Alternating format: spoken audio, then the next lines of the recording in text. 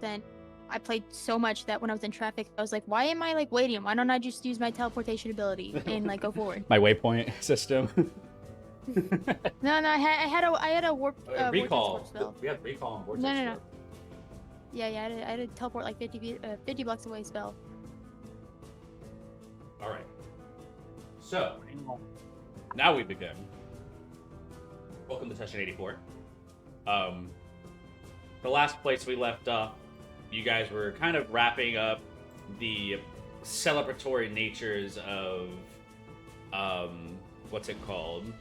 I don't even think it was like a specific night. I think it was just a challenge pit fight, basically, for Velu. You know, it was like just an opportunity that kind of came to them. And in winning that fight, you earned the swords. Everybody had kind of like these moments between one another in the midst of the night. Some of them warranted, some of them unwanted, but resolved nonetheless. As you guys woke up in the morning, Carnelian, you had this dream that managed to like coalesce this new vision of the future for you, and with that, giving more opportunities for you guys in your paths at which you would wish to travel. However, when you last left off, teleportation, I believe, was the last moment before you guys were about to go to your bastion, if I'm not mistaken. Yeah. And you guys are going to the perch. So, in a wisp of teleportation, there's kind of a moment before arriving where each of you in your minds can kind of recollect like the events of the past, the things that you've done so far as a group, and you remember the places you've been, all the places you kind of zoomed in and out from, and you're all filled with resolved. You're all filled with this heroicness. All of you can take a heroic inspiration. Yeah. Hell yeah. That's the first thing. He's gonna kill us. Not yet. I don't like that he locked with that. Not yet. It's too soon. Arriving to the perch. Arriving at your dais, this teleportation circle. You were in the middle of the night. You're in the mid-morning when you were teleporting. So, like, noon hasn't even struck yet before you guys were out of there. So, it is about to be nighttime as you arrive back to the Western continent.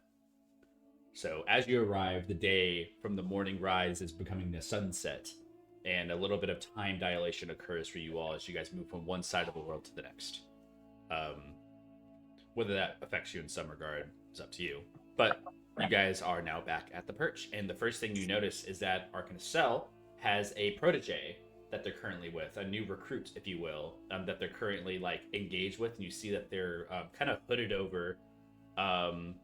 They have like this cloak that kind of covers their face. Looks humanoid in the face.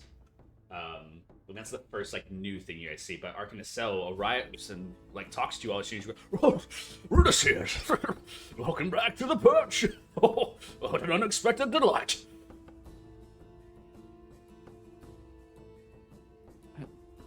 Hello. Hello. Glad to be back. How are you? How has it been?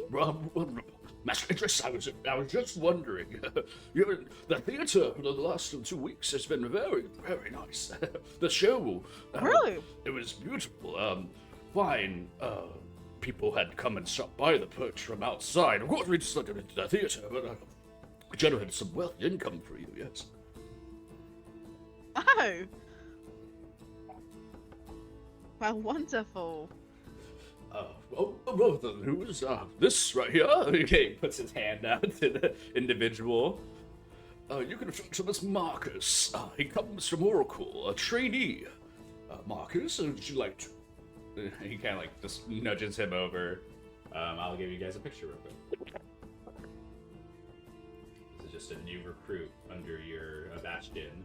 Almost not worthy of like an NPC like title because of like how like generic they are to your like your universe. You might interact with this person like once or twice in the given world. I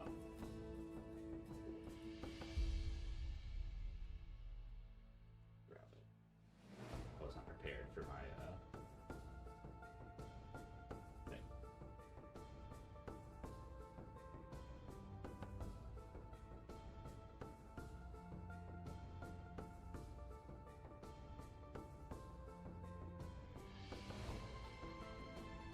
Things are heating up in the Marcus fandom. W. Marcus.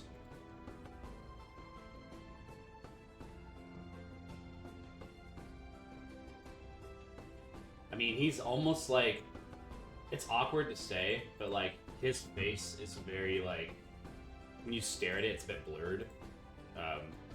Mainly because I'm realizing the image I chose was an AI image. I'm recognizing that, and I was hoping to find a different one. But now you're gonna get it because that's the one I'm giving you. So, GG for me finding a poor image.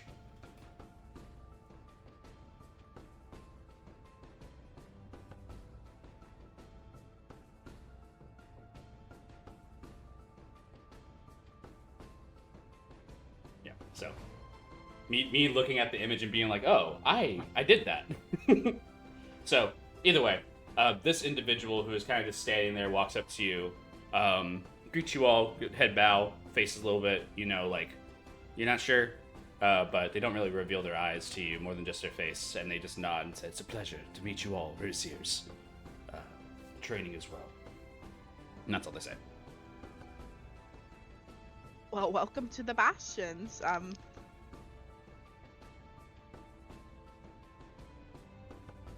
Glad to have you here, Marcus. Well, don't let us hold you back from your important duties. You see, he kind of like looks around the area. It's about to be sunset. He's like, Would you need any assistance and things?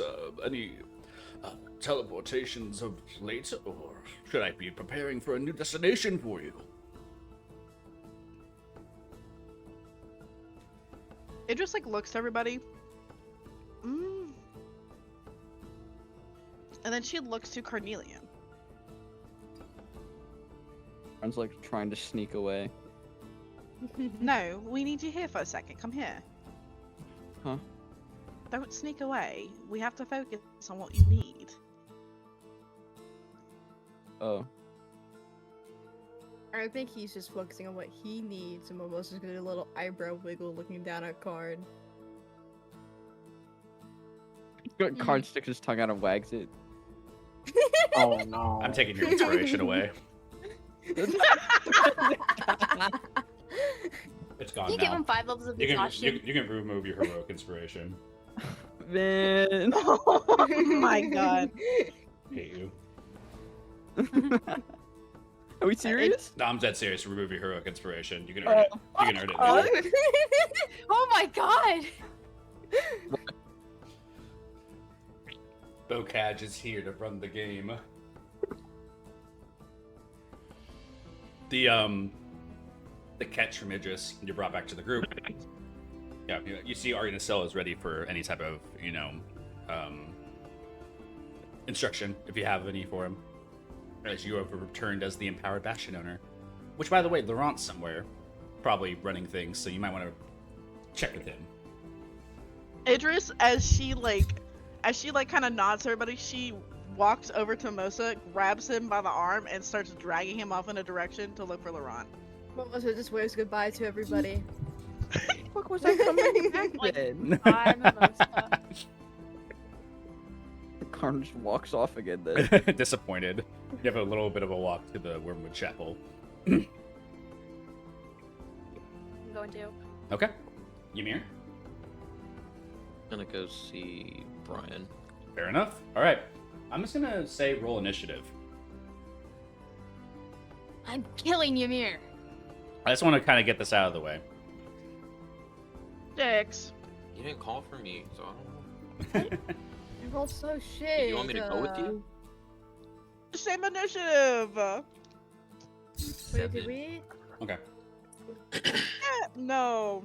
No. You have advantage. Never mind. You rolled a 7, you said? Yeah. Okay. Oh wait, no, we do. I got a 6. All right, cool. 18. I see a 9 for your initiative, Mimosa. It's just adding both of them Oh, for word. some reason, Okay. but it's a 6. Thank you for that. Low rolls. All right. Dope. And then Velu. Oh, sorry. I'm eating. Hold on. I'm also eating. Lock in. Master. But I like the salmon. I don't know what my I don't have my sheet up, but I'm just gonna roll. Bro, we're playing D&D. I don't know if you 6. remembered. Bro. 6. 6. I think it's a 2, so 8. 8. Lowest initiative roll. It's not even combat. Cool. Sorry, gotta eat my salmon. You know what? It's fine. You rolled low. That's what you wanted. We're gonna start at the I top, do. which is Carnelian. Actually, Carnelian, you're already on the jump to go do what you wanted to do. So you, by the way, the things that we're doing here is not like every 6 seconds. We're not doing action, bonus action, movements, blah blah blah. This is just throughout the before your guys' rest tonight. So if you guys need to meet up with others, do things, etc., when it comes to your turn and initiative, just tell me what everything you need to accomplish, and we'll get through it. We'll try to keep it as tight knit as possible to keep things going. But Carnelian, you are walking towards the Wynwood Estate, the chapel. I'm assuming you are going to do something. Someone. We're doing Robin all night. Okay. That's it. All right. Next turn. Thank you. Next turn, no, it's not that simple. You will meet up No with roleplay, Robin. nothing. You will meet up with Robin, and as you Okay. do, go ahead and make a perception check.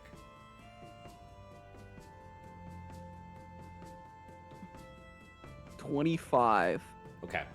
Walking to, I think you're the first to get there. Everybody else is kind of like, even people who are starting to walk off were trailing right behind you. You're making a quick pace. You're flying. It's a bit almost nighttime. It's dim light. You're fucking in the air, like full like flight all the way over there, using as much of your movement as possible to get to there. She was told to be ready. I gotta get there. In the windowsill of where Robin would be like as a quarters for like the bastion, you see a light dimmed in the window pane, almost a reflective memory of all those times back in Solaria. A windowsill. I'm climbing it. Don't have to anymore. You fly right up. Oh my god, you're right. And as you land Batman style on the perch of the of the windowsill, a thud like hits when you land. The window's already slightly open. Strange. Fully open the window A 25 perception. You and look announce inside. myself. As you announce yourself, you step inside. It's dim light immediately, and on the ground you see a path of blossom on the ground. And do you follow this path? I follow this path. You walk over. The path doesn't lead to the bedroom. It leads away. And the path kind of stops at the doorway where you exit from one room to another. You follow this trail for a while, and eventually you find yourself outside of the Wormwood Chapel, walking down a path of trees and woods. Your perception keeps a keen eye, as now you're not the person assailing, now you're the person looking. And as your perceptive vision maintains an idea, you see a distance of steam in a location. You see rising Steam. fog, but that's where the petals follow. Cards just kind of like low key skipping along the path, going into the fog. Such a goober. You go forward, a steam of rocks, and you see a stream, rocks, fire. It's almost like a natural spring. And I think it's just you see the shoulders first of Robin from behind. And the steam of fog's rising. Carnelian just like putting his hands together, looking up, closing his eyes, and nodding real quick. All right. This is Looking back this is why down I took towards your Robin. inspiration away. Loser. I hate this. Make a stealth check. Ooh, yeah, I want to surprise her. You're so right. We got advantage on this shit. This is also her being perceptive of looking out for you, so. Nat 20. Total being 28. She was naive to try to detect you in the night. She doesn't even know, like, of the skills that you acquired through this cloak, really. So she would never expect to look from the sky. So you're in the sky, and that is how you stealth. You don't use the trees, you use the actual night as your own elude. Without a way to really describe your narrative for your own, because I'm taking it away from you. Your night rests upon the surprise of Robin in a lovely set bath within the local stream of a sauna that's nearby. And whatever you end up doing with your night is yours. With 2 successful rolls, it's enough to keep the mystery alive and wonder what's happening out there in the Wynwood Chapel Fairgrounds. And that's it. That's all you have, Cornelian. Next up on the initiative, it will be Mimosa.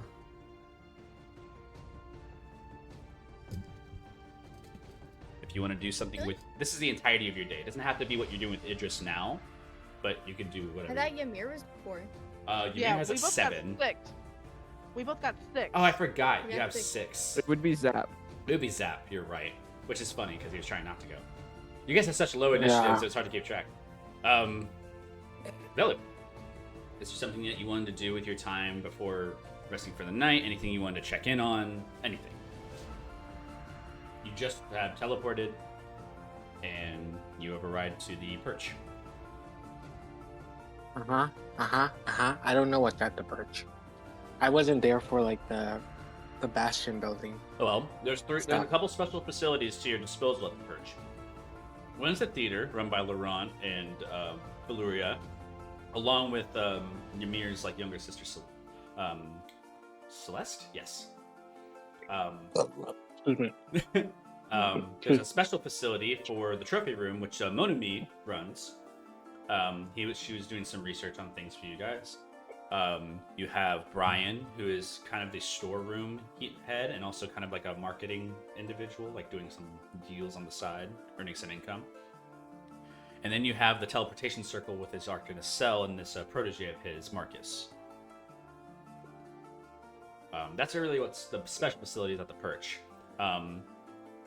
There's not much familiar faces here to you, other than the people that you've already met in the past. So, if there's something you want to use these special facilities for, you can. Or, if you just want to, do your own thing, that is up to you. But you have options. The salmon's really good, but I don't know what's it called. Okay, I guess I will. Actually, I want to go talk to that new person from Oracle, Okay. the NPC. I want to investigate. What are you trying to determine from your investigation? If he's good, is he a threat to us? Background check. Gotcha. Yes. That's an investigation. Yeah. Okay. 1 second. Yeah. Swallow your salmon and then roll an investigation. Shut up. It's good. Where's the fucking roll? Here we go.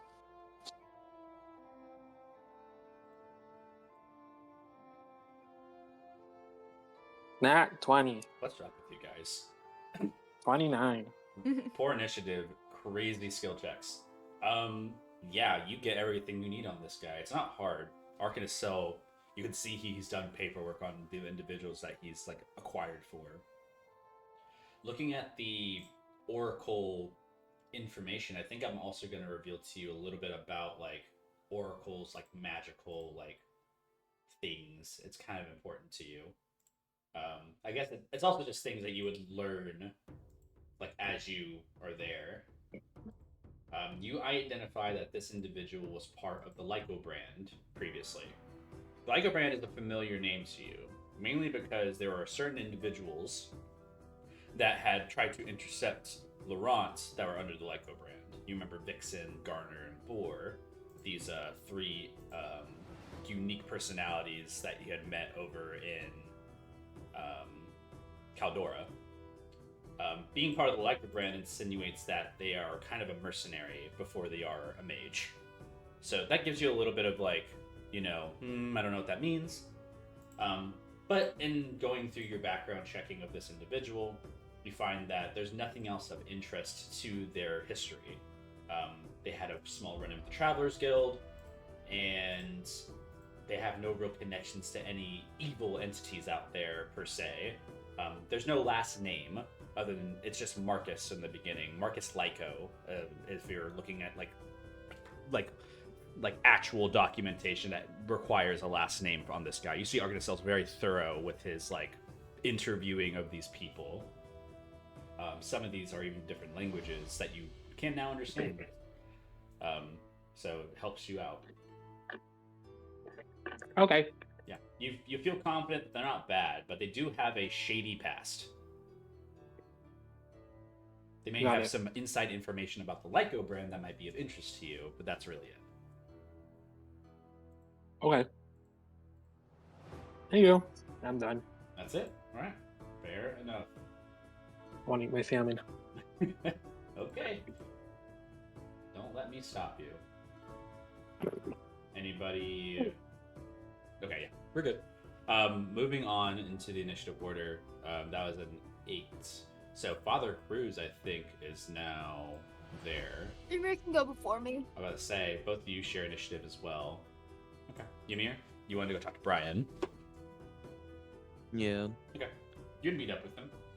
He's at the perch.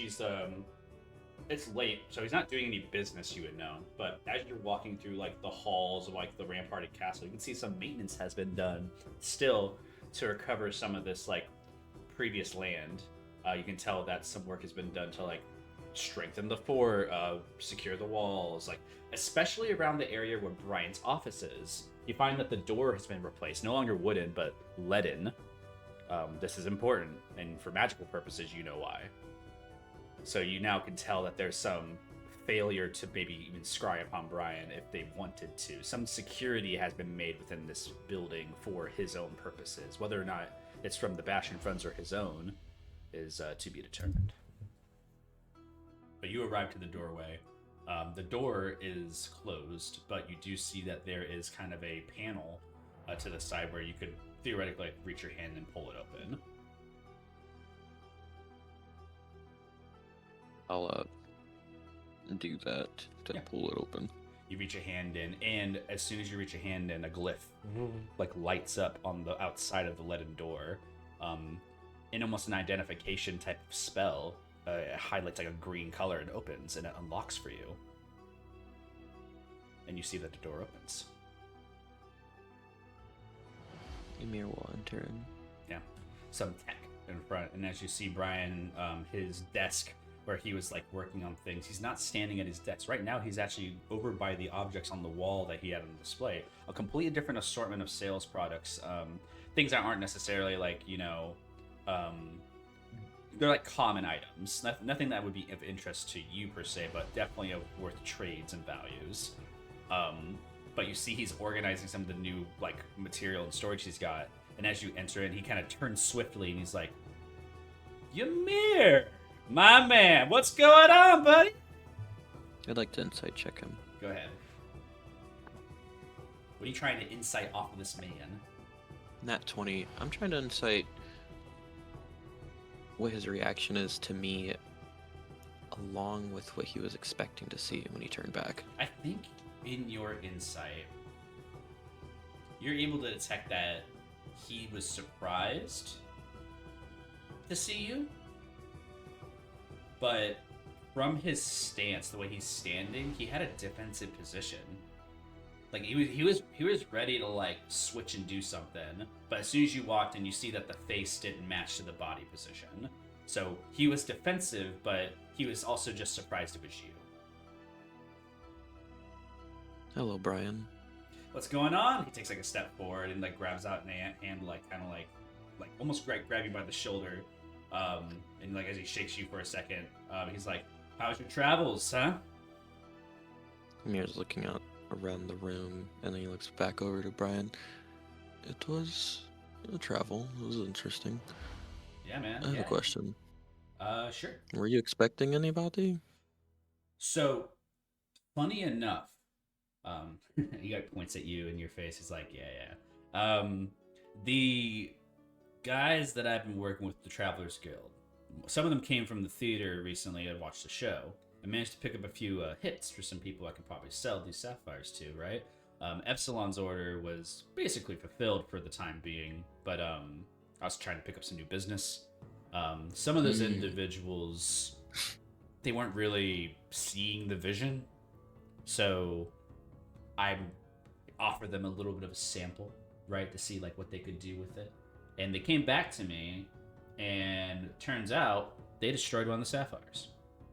And I sent out some of my guys to go catch them and get that money back, right? So I was expecting my guys to come back. I haven't heard from them better. You have guys? I have guys. He kind of like stares at you like confused. Who are the individuals that broke the sapphire? Just some folks. Like they were saying there's something about from guilds, whatever, something about Volcom or whatever. Do you have names? One of them, he like puts his like face to hands to his face. Let's see if he shares the names. Make a persuasion check with advantage. Giving out context is difficult for him.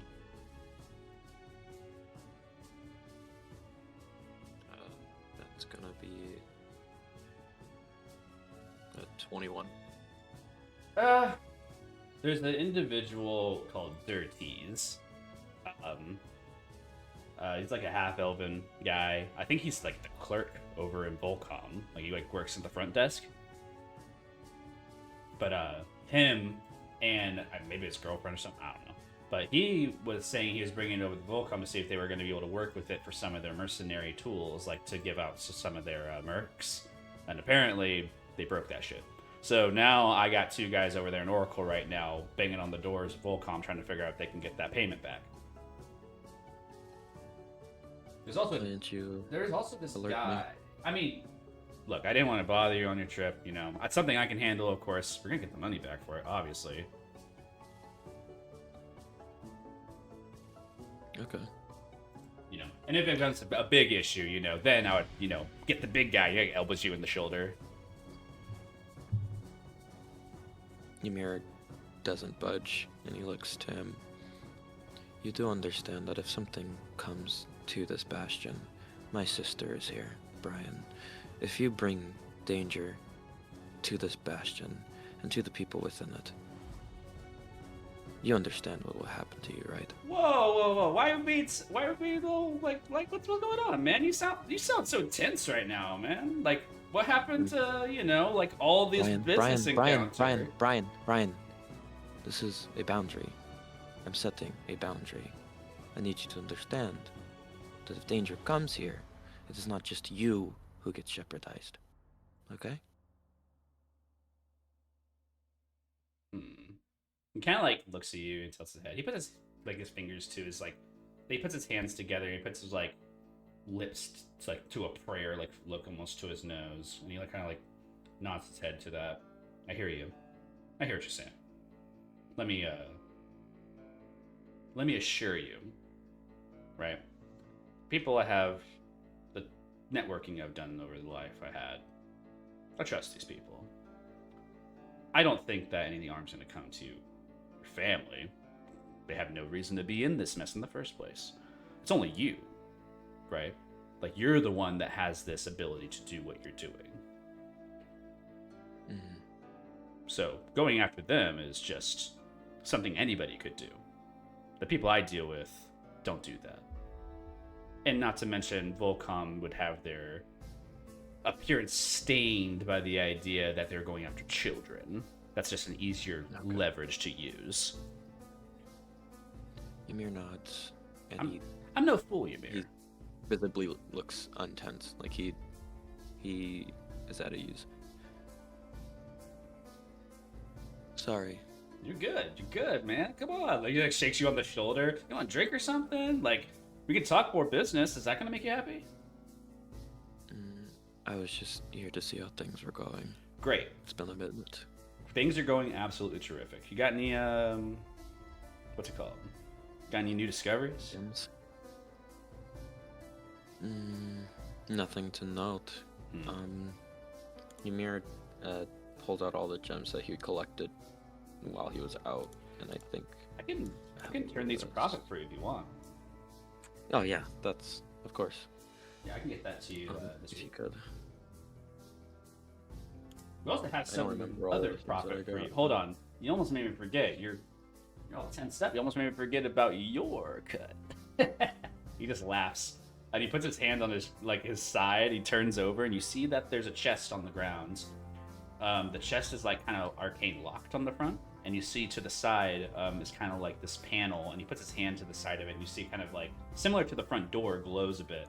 And as the chest unlocks, you see the arcane lock breaks and opens, and you see that there's a couple bags inside. He grabs like 3 of those bags, and he just kind of like heaves them up and puts them on his desk, and he closes the chest and everything like that. It's like, these 3 are for you, 3,000 gold pieces. I had to turn a couple more profits into riches. I'm still got things out, but this should do, and it's a coverage for some of the sales we've been going through for the last 2 weeks. And he kind of just shoves the 3 bags over to you. You see. Thank you. Yep. And there's more to come. Epsilon will want more deliveries. They're going to be requesting. Sapphires? Well, not. Yes, but you know, he puts his hands in the air. If they want something else, they may ask. But I'm going to give them the sapphires because they use them for gemstones. It's very easy for them. I would say in delivery packs we can do about 20 to 30 in a shipment. And they may want them by the hundreds given the next cycle, depending on their current student counts. They may make it part of their, what's it called? They have like the bags for wizards now, right? The material component bags, right? They might be part of, I guess, like part of their package to get like that in the material bags, like as a, you know, join with us, get the bag components thing. It's their deal. I don't care, but they would want a surplus of that. Is that something you could do? Ray looks at his rune. He lets out a sigh. I thought you stated that it was like a yearly thing. Like, It is you need like 30 a year. about 100 a year. That's what I'm saying. About 100 a year. Didn't I give you a bunch already? You did. That's what I'm saying. Is like within the next cycle, right? We will need to generate those for the future sale, right? So it's like having those ready is just a part of that factor. And giving to them early, they're gonna want 100 per year, so they would probably want it early as well, right? So I can get that ready. yeah, That year. no pressure. It's a lot of time. You can show them the rubies and emeralds and lapis and amethyst that I showed you and see if they want anything. These are also from your thing. Yes. You nods his head. Hell yeah. I wonder if that's good. He reaches and like he goes to touch like one of them. I don't know if you like let him like inspect it at all, but he. I already put it all Alright, over cool. the his desk for Yeah. him to look at. He picks up the amethyst and stares at it. It's like, man, this shit. Whatever you got, man, that's what we gotta sell. An ability to transfer and create materials. That's the $1 million idea, buddy. Man. I'm not going to be the face. No, you're not the face. But if we can make that into like you can invent anything now. Arcanium's just a powerful thing. That door right there is Arcanium built tech. How much did that cost you? That was a little bit of something from my own pocket. You don't need to worry about that. But some extra security. If you're looking for more security around this area, I can get in touch with you. And for every like leaded door or arcane lock, charge you like maybe like 1,000, 2,000 per square foot.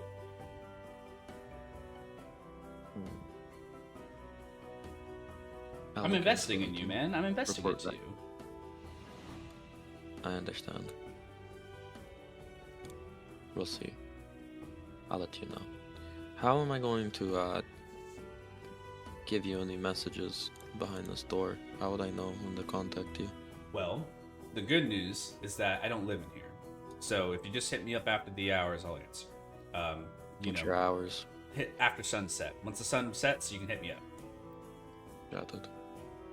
The mornings are not good for me. I'm a late sleeper. Okay. Sounds good. Also, another thing. If you have any contacts that'd be interested, you can also bring those to me. That makes my life a lot fucking easier. People who can sell to you?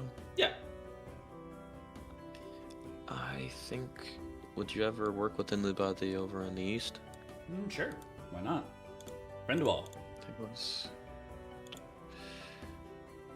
There's a mysterious guy that you could possibly look into. Yashiro? He's at our bastion. Oh. He's over I at didn't know the that. he's over at the chapel though. Yeah. He would have arrived there basically like a little bit before you guys. He might know something. Hmm.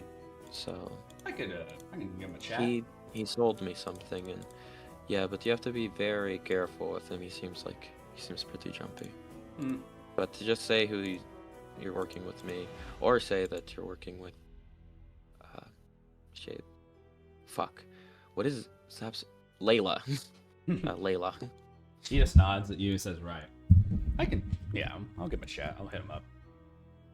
Right. Yeah, man. But for now, thank you. Yeah, for your of course. Go ahead and make Sorry for the outburst. make one final insight check. Not maintaining my nat 20? Well, your nat 20 got you a lot. It's worth a shot. It was a nat 1 anyways. I'm gonna use my heroic. If you want to. Oh, that's better. 18. 18. He stares at the gems on the desk and then he turns his eyes to you. His eyes are kind of darting a little bit about your person, like kind of investigating you a little bit. With your insight, you look at Brian with a semblance of somebody who is like kind of sizing you up. And you kind of feel that immediate, like, it's not in a way that's supposed to be seen by you. It's in a way of like, he's trying to gauging how strong you actually are. And you're not sure if it's by strength or by magic, whatever it is. But he is like kind of up and downing you a little bit as like kind of seeing what the deal is and like how strong you may be actually. I think you kind of catch that in your glimpse from leaving outwards, like towards the door. Before you're actually out the door, he's like checking out like the materials you have, the weapons, the magical things you have on you. Ymir will stop at the doorway, and without turning his head, he'll state, "Any inquiries you have before I head out?" Huh? Oh, no. I see. And Ymir will head out. Something interesting as you walk out. Is there anything else you'd like to do with your day? Throughout my day, I will spend it informing specific people about specific things, being Walter Gate.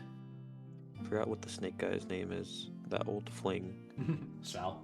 My sister, Laurent, the teleporter guy, Stable Mabel,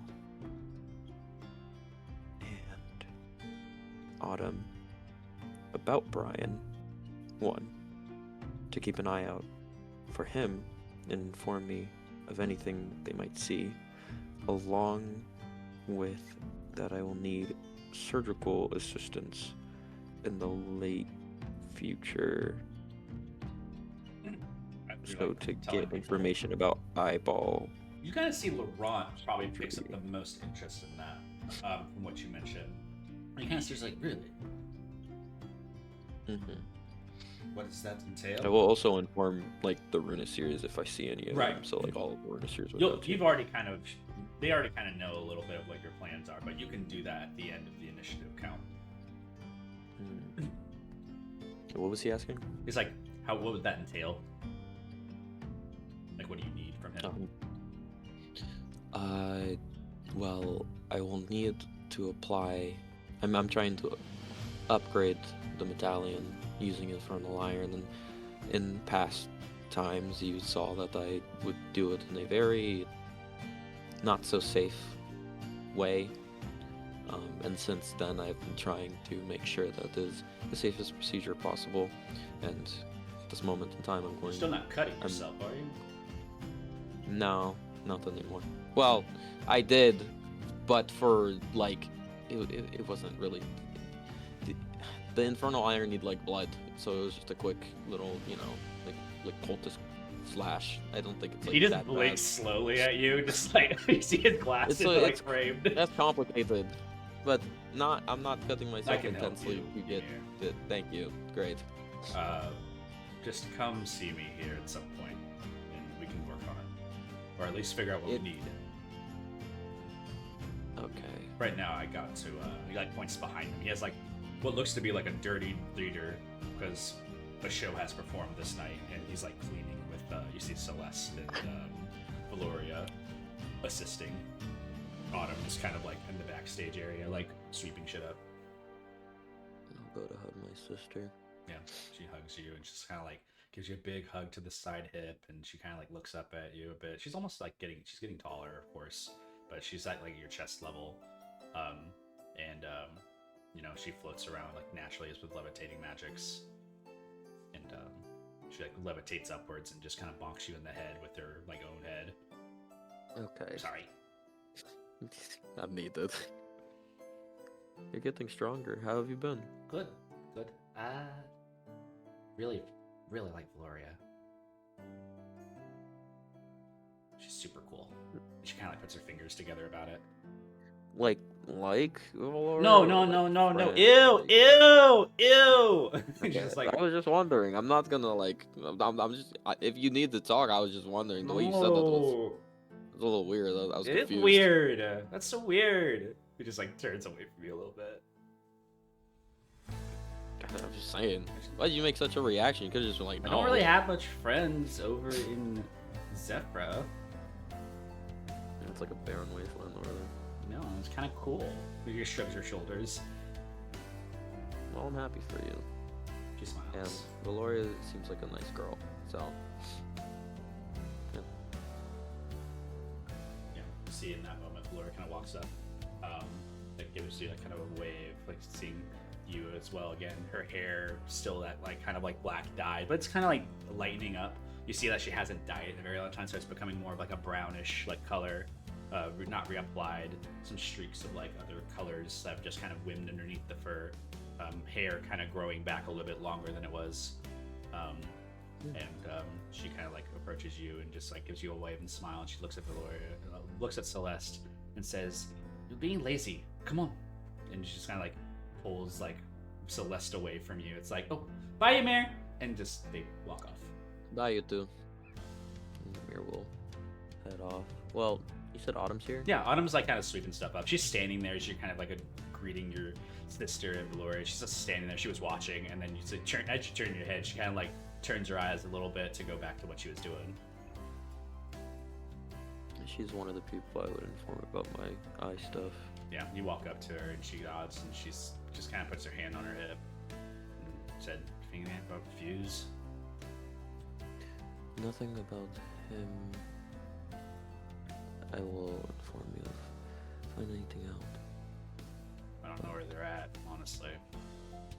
I'm not too sure. Did you find anything out about the fiasco? A little bit, but can't find anybody who will charter a ship out there. Looks like they don't travel to a couple of different places. The Rising Tide, those ships out there, it's like the big vessel army. They all designate themselves to certain waters, and there's specific areas of the Fiasco League where they just don't travel. So it's hard to say if there's a specific isle out there where they are. If you can get me names for the people who lead the Rising Tide, I can figure something out. I want to know, like, the generals and stuff like that. Yes. I mean, is that like, are you trying to go? Yeah, I have to go to the Fiasco League. She kind of stares at you for a second, like, kind of like, alright.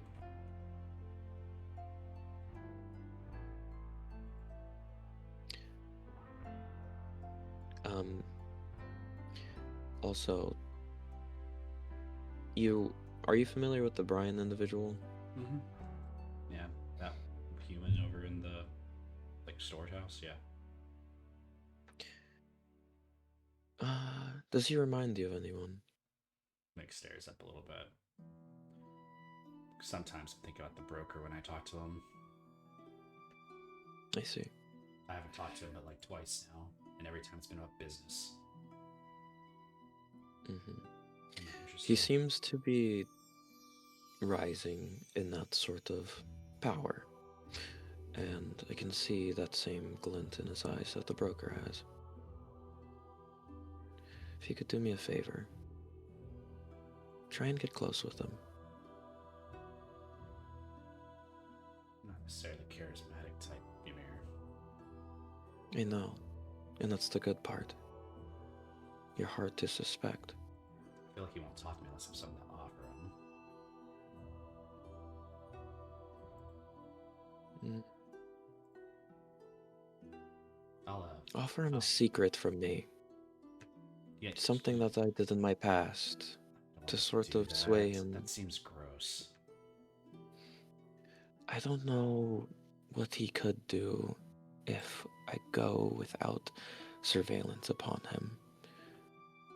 He is growing in currency, and I am too busy to keep an eye. If things get serious, it will affect everybody here, even you. And you already have a lot of shit going on. If something happens with him, he has a lot of money that you already need. All I'm asking is for surveillance. I'll do something. And she kind of like sweeps a little bit away from her, and she just kind of looks at you. It's like, can't stay away from getting into a risky business, though, huh? Couldn't just drop him off somewhere else. Fortunately, I need the money for my research. Yeah, that's how it starts, doesn't it? And she kind of like looks down at the ground and like looks around.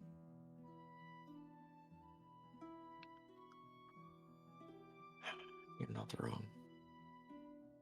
Just be careful. This is me being careful. She smiles a bit. Better than what the broker did.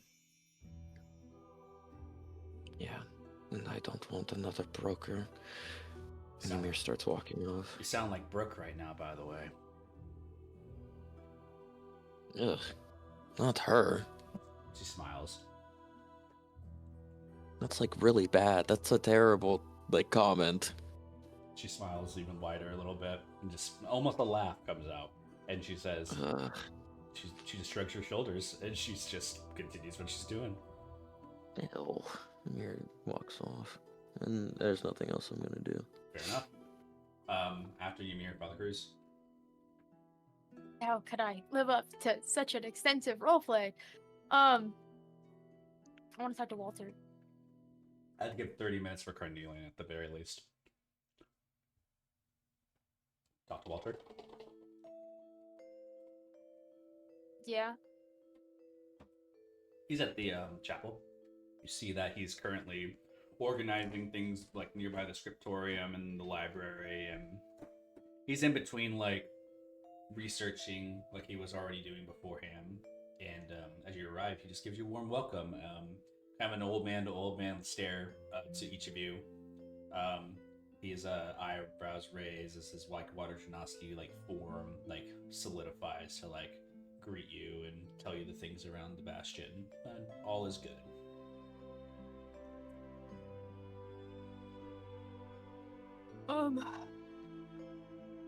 Cruz is gonna go like up to like where is he right now? In the library next to the scriptorium, Like what's he doing? between books, like just checking things. Cruz is just gonna go up to him and you were an ex-member of the Sand Rats, right? Mm-hmm. That's right. What were the kind of things that you used to get up to? He looks at you. Well, that's all in the past. I don't got a tone for that, do I? No, I was going to ask your help. Well, we did a lot of acquisitions, so to speak. Times we would go out and find things for somebody. Sometimes we'd go and find people for somebody, you know. And I know you're familiar with the broker. They're the type of person that wants to, you know, expedite things. So the Sand Rats were their expedition team. And kind of like chuckles about it.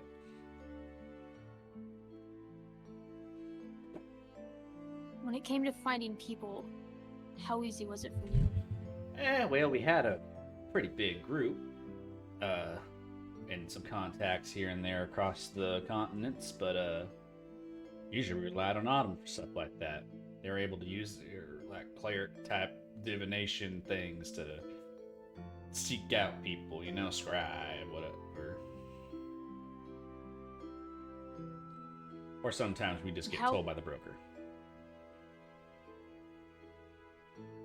Cruiser like grab a book off the shelf and like kind of like skim through it before like closing it loudly. Now, if I know where the person is, how easy is it to get them? Oh, that's easier. Still gotta know what they look like, their schedule, where they rest. It's And all what if part they're of in that. the council and oracle? He kind of blinks at you. What now? The oracle council. Who are you trying to nab? More like get a meeting with someone who I think is held hostage by their job. Oh. He kind of like stares at you like for a second, looking over at the book. He grabs his own book, flips through it, and turns it and slams it shut. Very similar to you.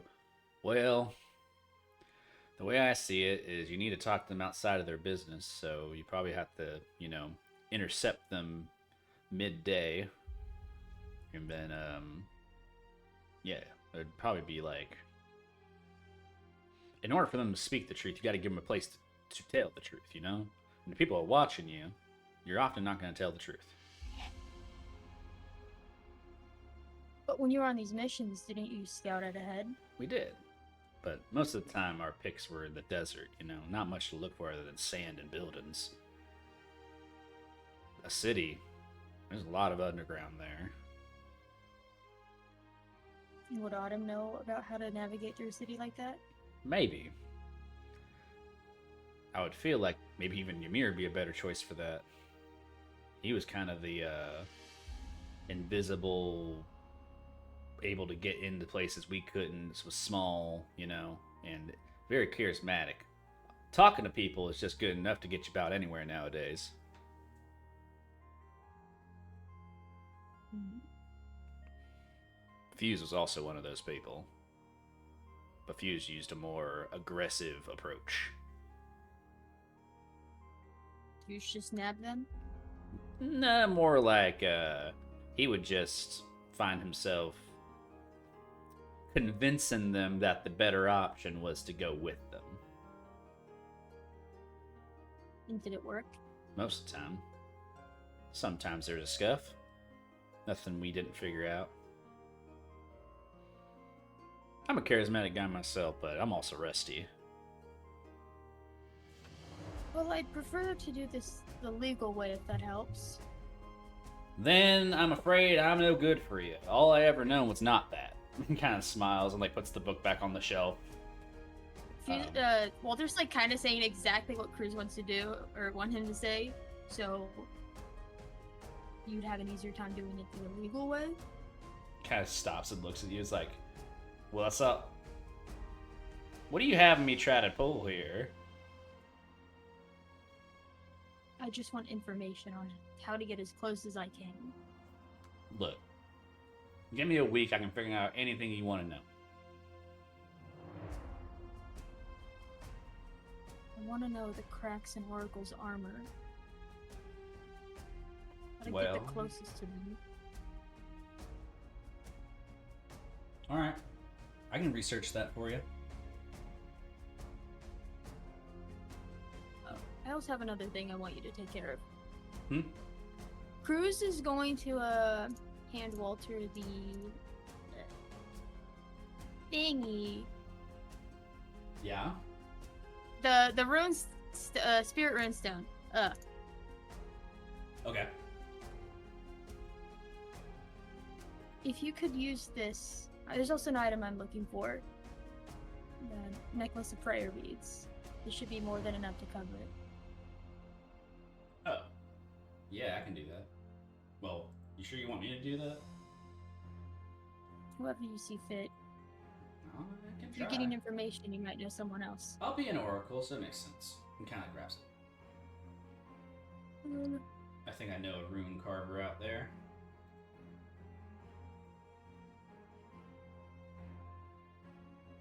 And any extra money you make, you can use it to help you with your information search.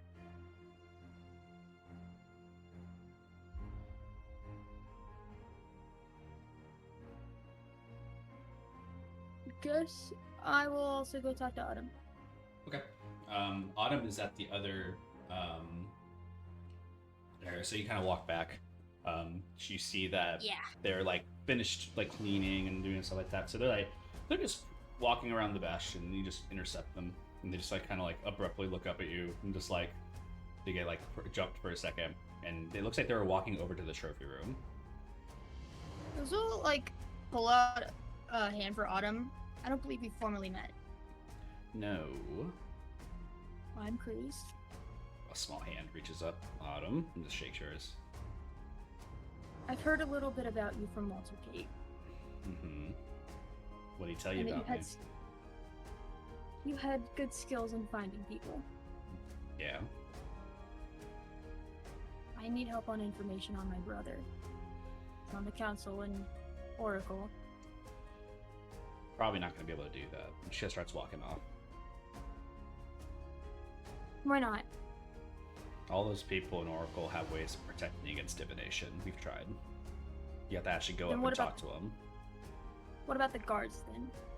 Maybe, but again, it's not worth it. Once they see that magic's happening, they'll track it back.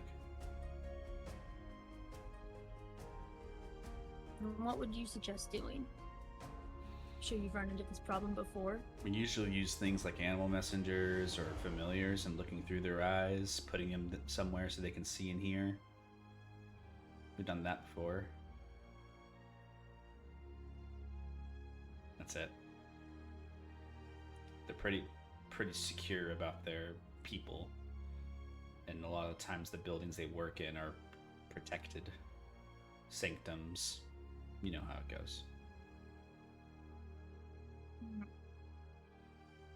Especially if you don't have a key.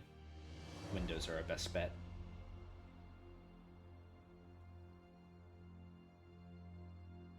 They did call us the sand rats, you know. But you seem to have had at least a little success with your endeavors. It's because everybody we were finding was people who owed money and were dumb. When you're trying to find someone higher, it's always for a worse reason. The broker knew not to touch the politics. I would suggest you do the same. Even to get a meeting? Just shakes her head. Someone that high up isn't truly good. There's no way. And she knows, like, you can see, like, in her, like, tension of that, like, she doesn't know, like, the framework of your, like, relationship with your brother, but she's teetering the edge of, like, being a little rude to you about that. This will just like nod and take what she said to heart. I guess I'll use my bird messenger, my Yeah. fuck, what's it called? My Raven of Wondrous powers, and I'll just write the message of, do you think you could meet me at my bastion sometime? Yeah, and you send it off. And you just wait for the return. It's a smart way, Yeah. so. I had a question about that. If I'm not at my bastion, will my bird just like return to my bastion? It can only travel so far, you know? Yeah. So, if it doesn't make the journey, then it will just come back to you. Like if it tries to go and it realizes it's like, oh, half my spent is up and I can't make it back, it'll just come back to you. Okay, and that's all I wanted to do. Cool. Time for my 6s. Hello. Hey, It's us, Potato. It's us. when you make it to the front of the McDonald's line, you get to order finally. Can I get I want an ice cream. I want an ice cream. Is your ice cream machine working today? With Patrick Star ass. Nugget. What are y'all doing? Or who wants to do something? I would like to talk to my brother, Laurent. I also am talking with her brother, Laurent. And Laurent is talking to you. You arrive. Incredible. A recent show has ended. You can see that things are dirtied in the theater. You see Valoria, Celeste, and Autumn cleaning. Laurent, who is currently like sitting at one of the seats in like the auditorium of this place, is sitting down and collecting like some of the like notes or like even like tips of things, and he's like organizing like on a chair.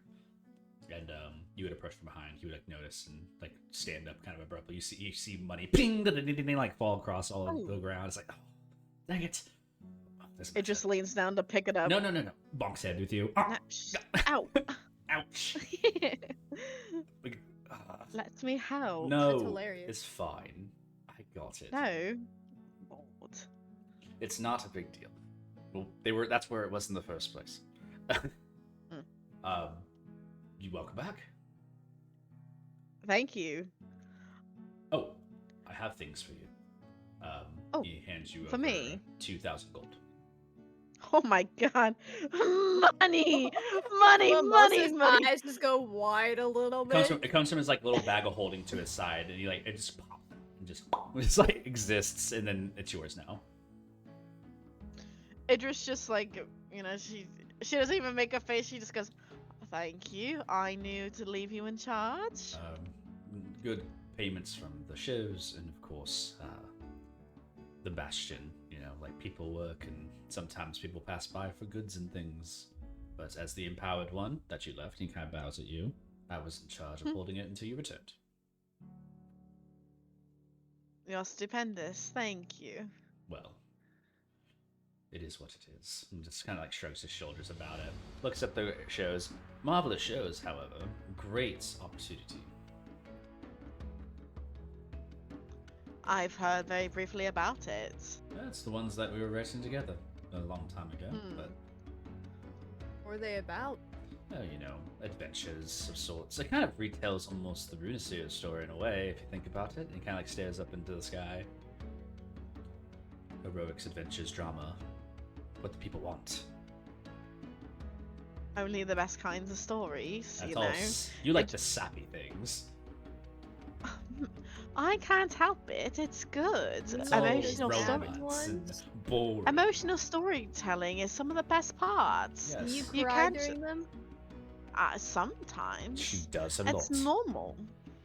Hey, you don't need to be the one revealing my secrets. What was that book that you were reading back in? Stop it! remember the name It of just. She like whacks his arm. Silence yourself. A Court of I Daisies am and not- Dandelions, something like that. No! It was Well, I'm actually gonna the add that second to my book. list to read. It was the second book of said series of daffodils.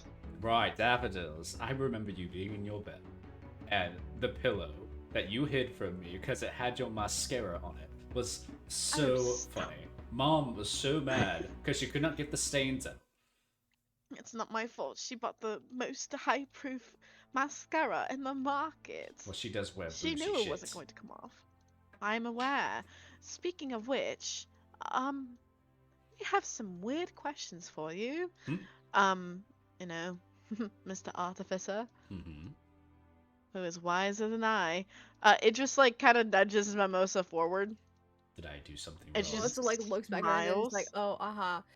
oh, your whole book on like cures, diseases, Right. curses. The one that was published over in Cosmos Archive. Yes. One of them you didn't find a cure, Which one? but I know you were looking for it. You know, the one with like the Grimwild, the dark. Oh, the hunt. The hunt, yes, that one. That one's a tricky one. I have it. He just blinks at you and just smiles and says, "Of course you do." And just looks at Idris. What? You heard him. Stares back at Mimosa, puts a hand on your shoulder, puts his head down. I do not know how you got this. I got it when I was a kid. A deal with a hag was made by my mother. He kind of blinks at you. A deal. Yes. You're saying this is magical. Yes. It's a curse. You see his eyes like twitching and blinking over and over again. Magical. I did not know this. I Yes. thought it was natural. No, hags, people get stuck in the Grimwild. You lose your memory as you sleep, and you become the You see his creatures of the fur hunt. start to stand on his skin, like he's like rediscovering something from you, and he's like, "No, that's because the Feywild has memory loss. That's what it does. It removes memory loss, right? It makes you Yes, forget. but it also, you know, The Grimwild, it reshuffles. You see things differently. I've never personally been. I've only heard. I would never go. Never You- go there. Well, you no, wouldn't like it. I can't. It's- I'm not native from there. I had to trust all my insights from some of my colleagues that were Fey. Interesting. Oh. Well. Well, that does change things. So. Well, my original does research it was based on the my original research was based on that there was a natural curse, right? So people were born. He starts rambling. He starts like fucking going crazy because he just brought up this like material to him. It sounds like Ymir a little bit. Tism. Yeah. And as he kind of gets to the point, he just reverberates to it's like the curse itself. If it is magical, that means that all magics can be broken. Wish spells, yada yada yada. That can happen. However, Right. getting the ability from a hag, right? If they're in a coven, like you're mentioning, that means they have a circulation of hags recursing over and over and over again. It's like a permanent circle, right? There's a think about the old like lower planes before the divide, like the fiends of the world would create contracts and things like that with your name signed to it, and it was binding, like souls. Kind of like stares at you, Mimosa. Have you ever thought about transferring your sentience? No. I'm I've I'm sure you never love crossed being my a mind. dragonborn. I mean, yeah. Well, some people who want to escape their previous lives and curses can put themselves in sentient shards and imbued into automatons. Some people who have grave illnesses, such as to speak. If this is magical, you can remove yourself of it, theoretically. If it's not magical and it's something afflicting you from deep within and anything that messes with it destroys you, right? That's what you probably are feeling. Then we have Arcanium. Look, the old magics are great and powerful. Don't get it twisted. And he kind of stares at Idris a little bit and just kind of makes a nod and then looks at Mimosa. But humanity is so much stronger than it was 300 cycles ago. You are not bound by the laws of your existence. You just have to be able to let go of the things that are personal. It is very difficult to show, but many people have gone through processes of transferring themselves into automaton forms, even into weapons to imbue themselves as. It is a way to get rid of your curse, but it may change you forever.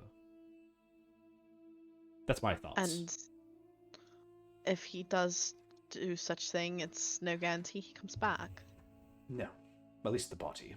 You would never have access to this form again, because it'd be taken, right? Because it's been promised, right? It's been packed with someone.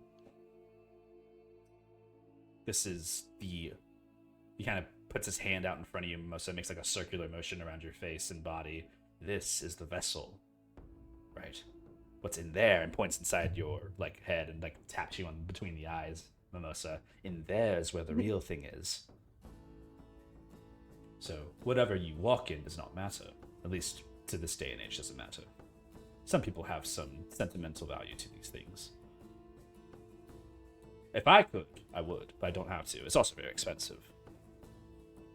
I can imagine.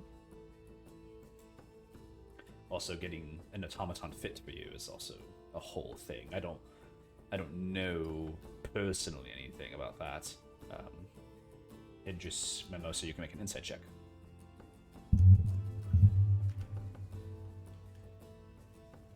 Insight check. 21. 21. He definitely knows something about that.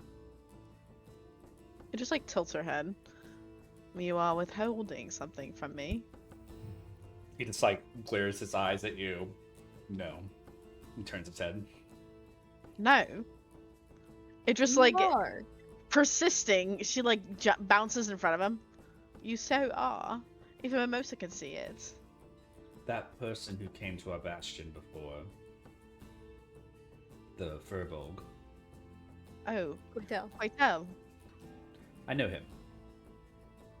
Right. An old colleague of the Circle, the Council. He would run on the Inventions and Artificeries. I am an artificer too. So obviously, some of his research is about the automaton. I would not Right. suggest that you reach out to your uncle. It tilts at Mimosa, tilting the head, about changing who you are for yourself, because who knows what that may be involving.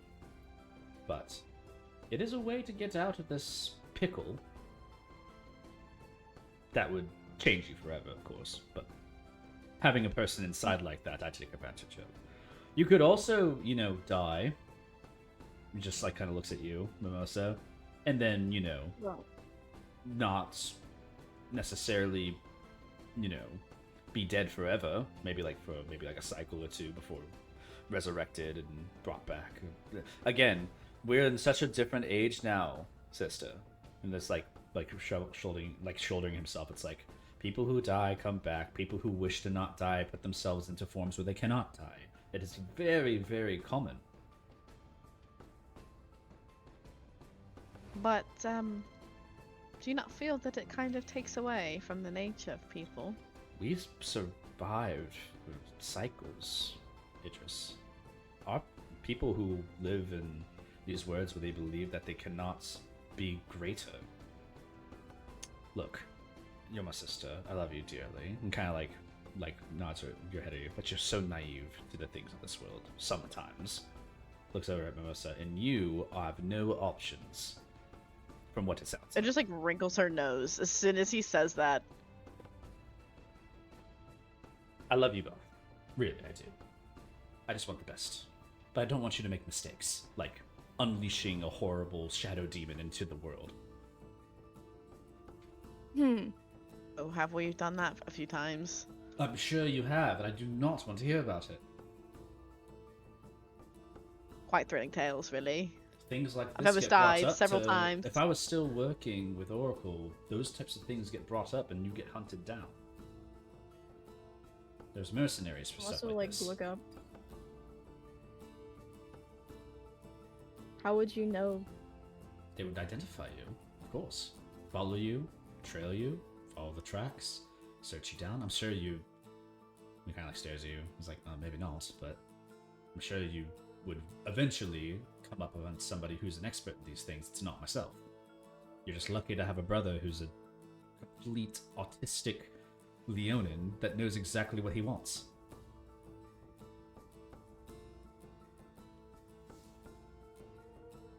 He'll just kind of like rub his head.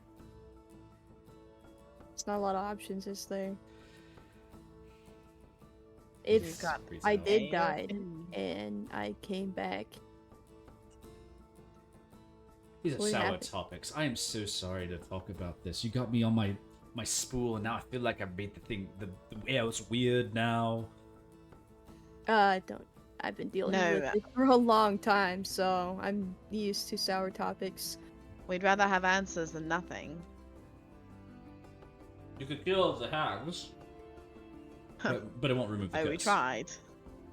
It won't remove the curse. No. curses keep them alive, they would just So return killing. to where they're from over and over again.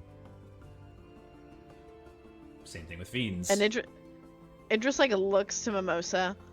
So we'll have to kill you in order to kill the hags. Huh. Believe that. And all the other people afflicted out there as well. Which is a harder task.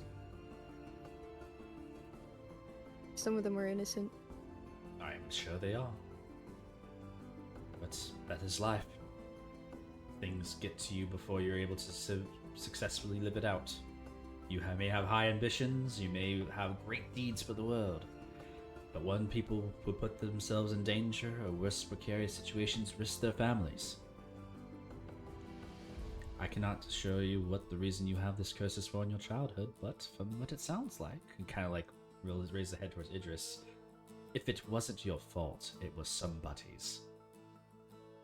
And it's always humanity that causes these things, which is why the cycle we live in now, we do not lay ourselves to the whims. We take control and do what we can. That's all I can see for you. As a matter of fact, he kind of like looks around, like in the theater area. Think of it like theater, right? You have a play, you have the beginning, you have the climax, and you have the end. You are part of your climax right now. The end may not be the same as the beginning, but it is the end. You must see your story through.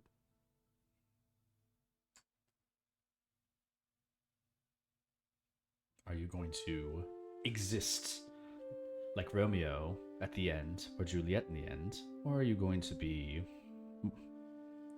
literally anybody else from the story who survives?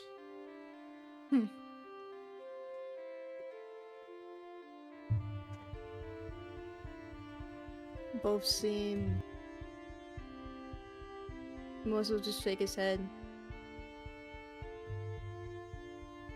I can't imagine being in a new body, not being able to touch or eat. And I can't imagine being dead. But I can't really choose, can I? You don't really have much time to choose from what it sounds like. People who are afflicted with this typically don't walk around humanly.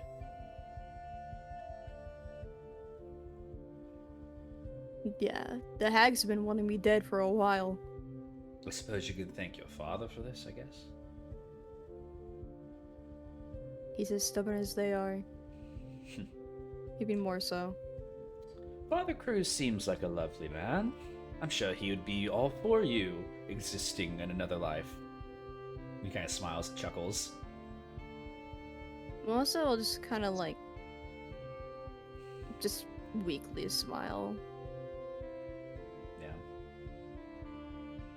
Oh, Idris like leans into talk to Laurent, and she's like, Father Cruz's religion doesn't really believe in that. Oh. It's What does he believe in again? Oros? Oros. Yes. Just throw a word in front of me that I don't know, Idris. Please, tell You me haven't more. seen his pamphlets? Oh, I've roaming seen the around? I'm pamphlets. sure I have seen the pamphlets. He puts his hands up.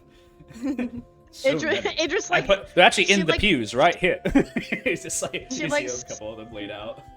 I told him not to put his religious. I Anyway. didn't put them there. You I can't know, I stop told- that old man from anything. I told him not to do this. It's not free publicity for him. I mean, I don't know. Whatever he believes in, it appears that it believes that there's second chances, right? That's like the obvious thing about it. Well, my problem with that is I die, then I'll just be a baby while everybody's living their sort of lifestyle. I don't see how that's a happy ending. It's not like he wouldn't have the lifetime to raise you again. I feel like he might enjoy it, actually. Praising me again? Look As if to he Mimosa. finds me. Who knows? Maybe Oh. maybe in this next life you won't be such a, cursed, He'd What? find you, all right. horrible, shadowy, emo individual. Emo, hey. My master just like looks at him and he'll like stand up Whoa. a Have little I pushed? taller. Have I pushed too hard? I'm so sorry. You can bully me all you wish to, brother, but please. I'm my getting too friends. friendly with you both. The Runiseers have been with me this whole time. You guys have kind of become my You full want to circle. be friendly? I'll just spar outside, but I don't know if you can handle it. I Might as well can't. just I smile won't at win. him. I just will not win, Mimosa. Like you know I will not win. It's unfair. I have words. He's too That's afraid what I to have. try. He's too afraid to try. Listen to him make excuses. I wear glasses and I don't even lift. Meh, meh, meh. Meh, meh, meh, meh, meh, You meh. could be. I'm not getting swole for the likes of fighting you. I don't want to fight It just you. like, it just rolls up her sleeves and she flexes. See how strong he's made me? Wow. I have a workout routine. That is hard work and determination. I can almost see it past the fur. Oh. Please, you flatter me. You might need a bigger shirt. They are getting a little tight. Do not talk about There's my no way sister it's like that. tight. What was it? It's just shrugs. I will actually have to fight you, though. Like that is something I would actually have to do and fight you about. I don't have long to live. Yeah, Uh, so taking stuff off my box. I can make. I can On my list. alchemically make some things to make it easier for you. Oh, Really? Like what? I mean, there's medicines out there that put people to sleep for a long time. There's ones that, you know, you would take it and it would like maybe counteract for a maybe moment. Like when you feel it approaching, you can take it and maybe it will stop it. He'll snap at that one. If you give That it- I could see If working. you give me some time, I can go through some of my old research. I think we tried to make some modifications. Do you need any samples or anything? No, we would need. Give me a week. Now I should be able to get you something. A serum of some kind. I have to go through my old Those ones books. not even. Do you still have my originals? It just pulls all of them out. Oh, look at that. What a saint you are. I have everything of yours. Are you kidding? It's almost like I'm your biggest fan. That's so precious. He kind of like puts his hand on it and just like ships them back over to you. I don't need them. I was just seeing with curiosity. Oh.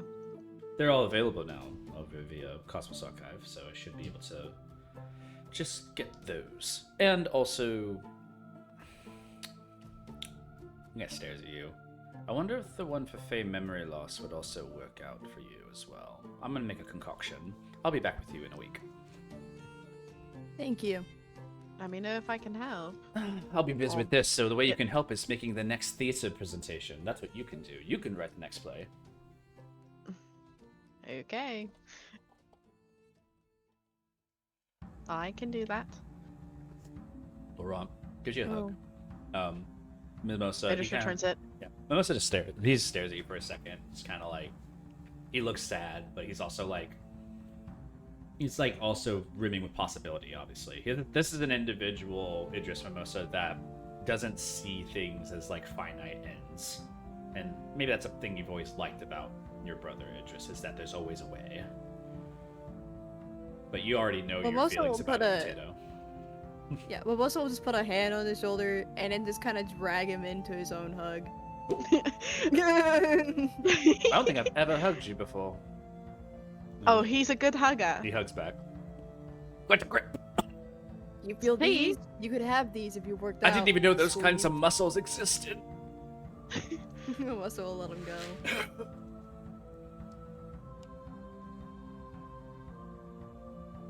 Good luck to you. I'll be back. Just leaves you guys to your things. What else would you like to do? The both of you.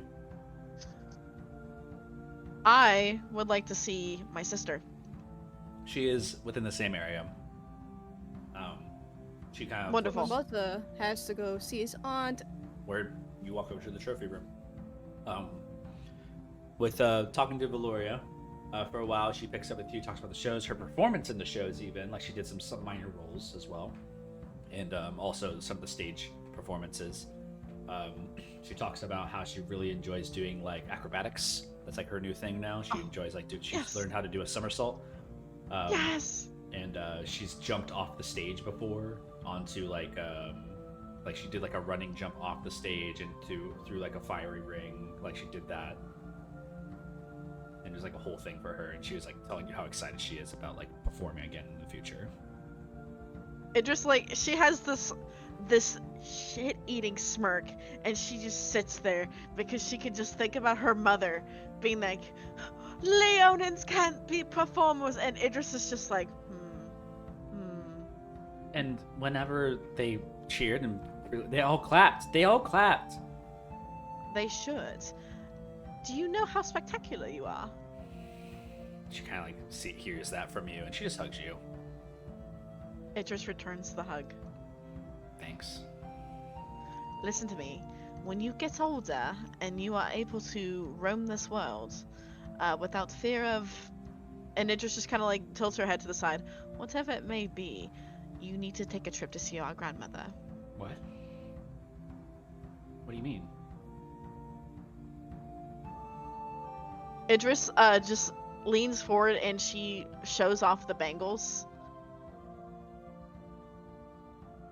What I discovered has been monumentous in terms of discovering oneself. You might enjoy it as well. She kind of like looks at you with this like kind of glint of like promise, you know, like this little bit of hope. That's something that you will bring to her as like in the future is something that she could ride on, and she feels very inspired by you.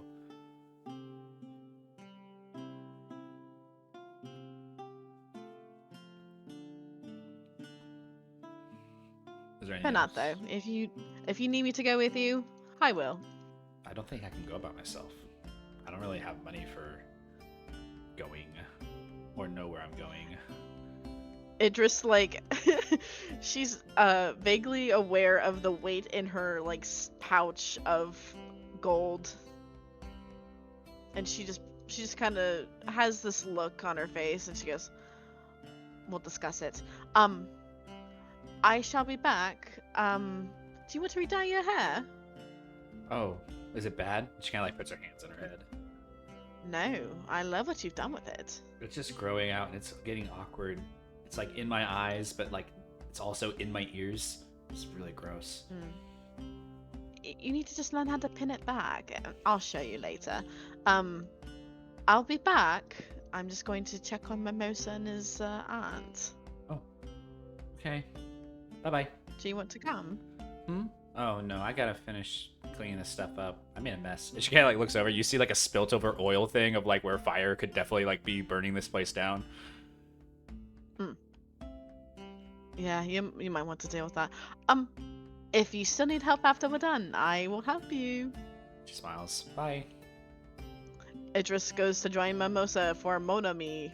Mimosa, you're in the trophy room and you've been handed a drink from Monomi, and you see inside is Autumn, Stone Turner, who is also kind of like sharing a beverage. Not with Mimosa's you, but just pulling nearby. bottles of wine out of his bag, the ones he has left that he did not drink. Yeah. Monomi's like staring at this, like, what the heck? How did I it brought even? these for you. Where did it even come from? Oh, you got one of those things. I thought, they were interesting, and maybe you like them. You didn't have to bring me anything. Thank you, sugar. I just wanted to. And just kind of like grabs onto like the big barrel, like lifts it, puts it on the ground, and you hear a cork like come off of it, like fills it up and fills 2 glasses for the 2 of you. Most will sip at it. You seem How have things been here? good. Got that information you guys were looking for on that guy. Whatever it was like a. Who was it again? Strayed? Huh? Remember? Like, it was like you guys told me to look into this guy, this like evil individual, whatever, archbishop, whatever thing. No? Did I do that all for no Unless reason? it's like, no. Sorry, my memory isn't the best. I bet Idris would remember. She's a lot. She smiles. It's like, well, found some information about them. Not great information, and I guess it's a reason to drink. And she just takes a drink.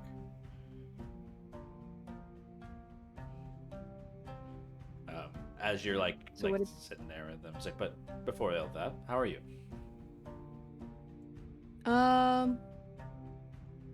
He also like scratch his head, and he'll like look at his wine glass. I feel like I should come clean about something. All right. Though it's a lot, and you might get really worried, but I'm handling it.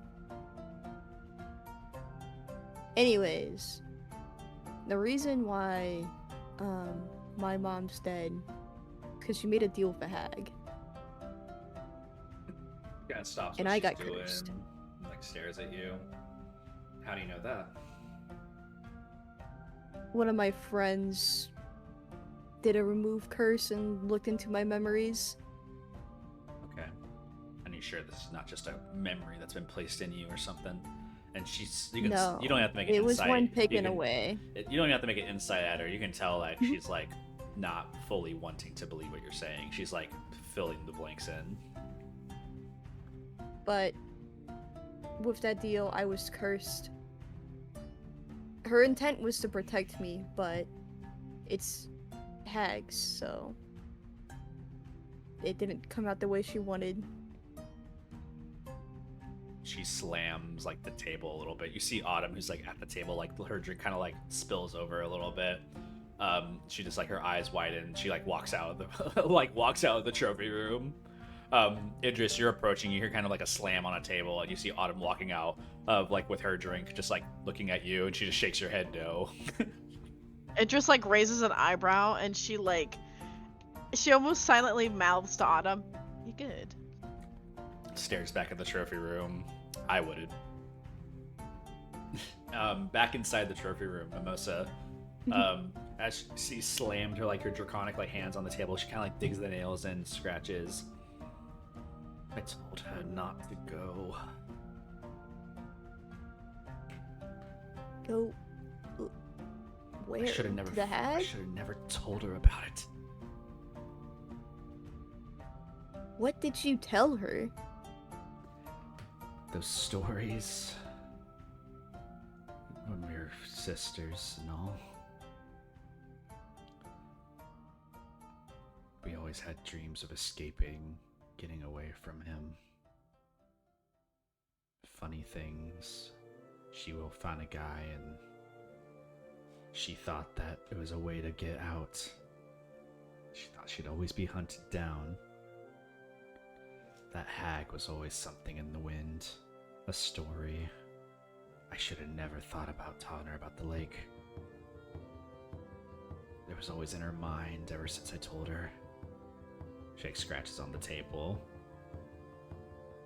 It must be my fault. And she puts her hands on the face.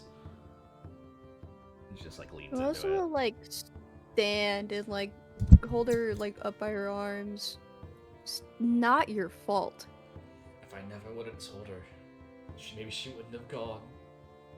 I You didn't want to both believe wouldn't it. be thinking about these things if your father wasn't the way he was. Your grandfather. She would have chased him.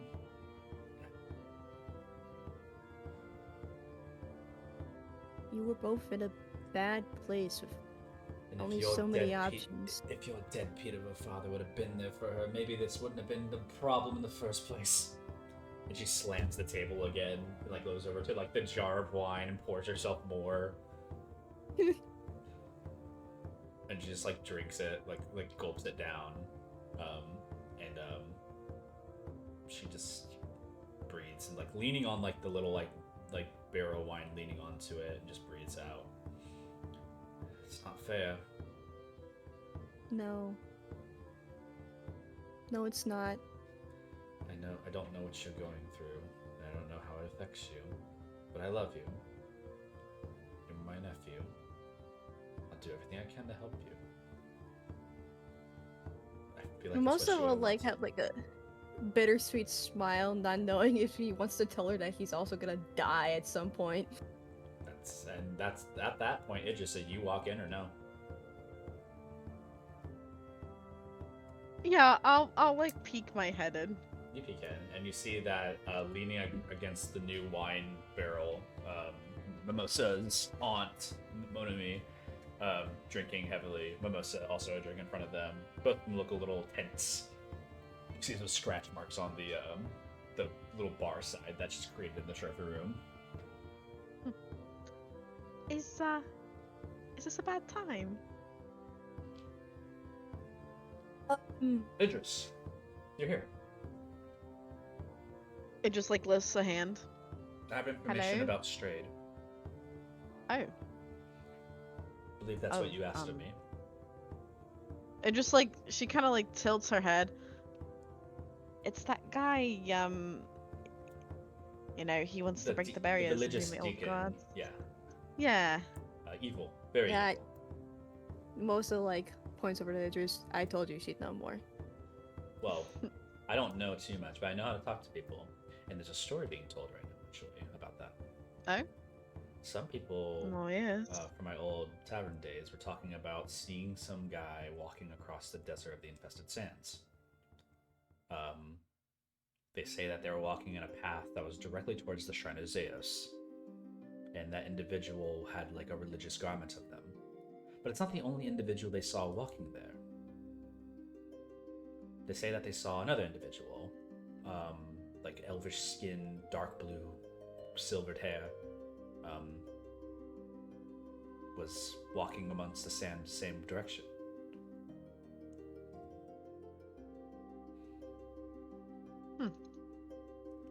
Recently. Within the last weeks. They wouldn't have been, if what they say is true, then they wouldn't have made it to the shrine now if they're still walking.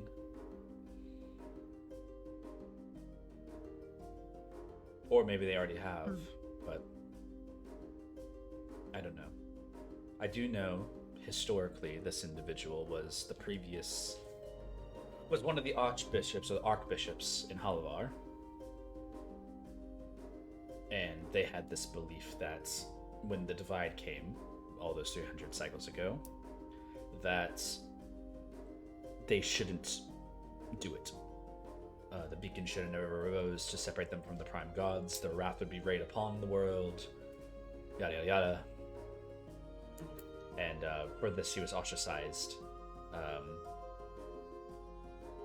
And yeah, his religion denounced him, and I think at some point he had taken his own life. Oh. But from the information you shared, his soul was trapped somewhere. Mm-hmm. So that would mean that in the taking of his own life was not in fact a cry for release, but instead a transition until a time. I do not know where this thing you got them released from or whatever it is, but the significance of it must have been enough for them to remain trapped. It must have been a trick of some kind. Perhaps someone was trying to stop them. But I think their ambition is to seek out those relics. And maybe the one of Zeus. She kind of like goes over and she has like made a notebook of some kinds to the side. She like kind of flips a couple of pages over about some of her notes regarding this lore that she's kind of uncovered for you all.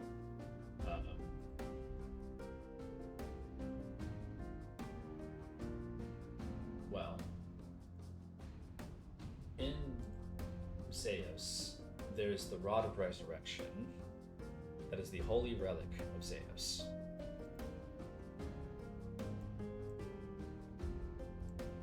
It may be possible that he's going to this shrine to find this thing.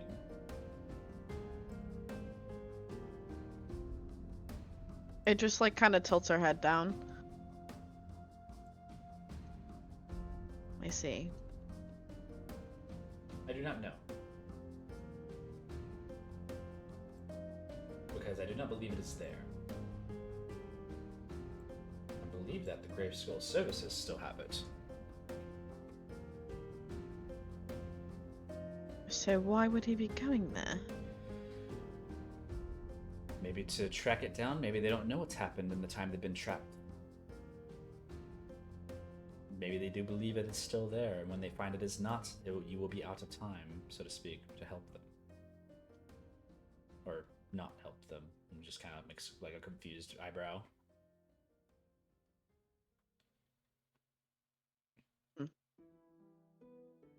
I see. What a perplexing situation we have found ourselves in. Don't know who the second individual is, though. But kind of a Shidokai looking individual, if I would say anything. Really?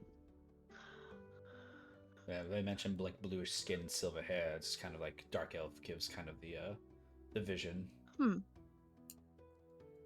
It just like looks to Mimosa.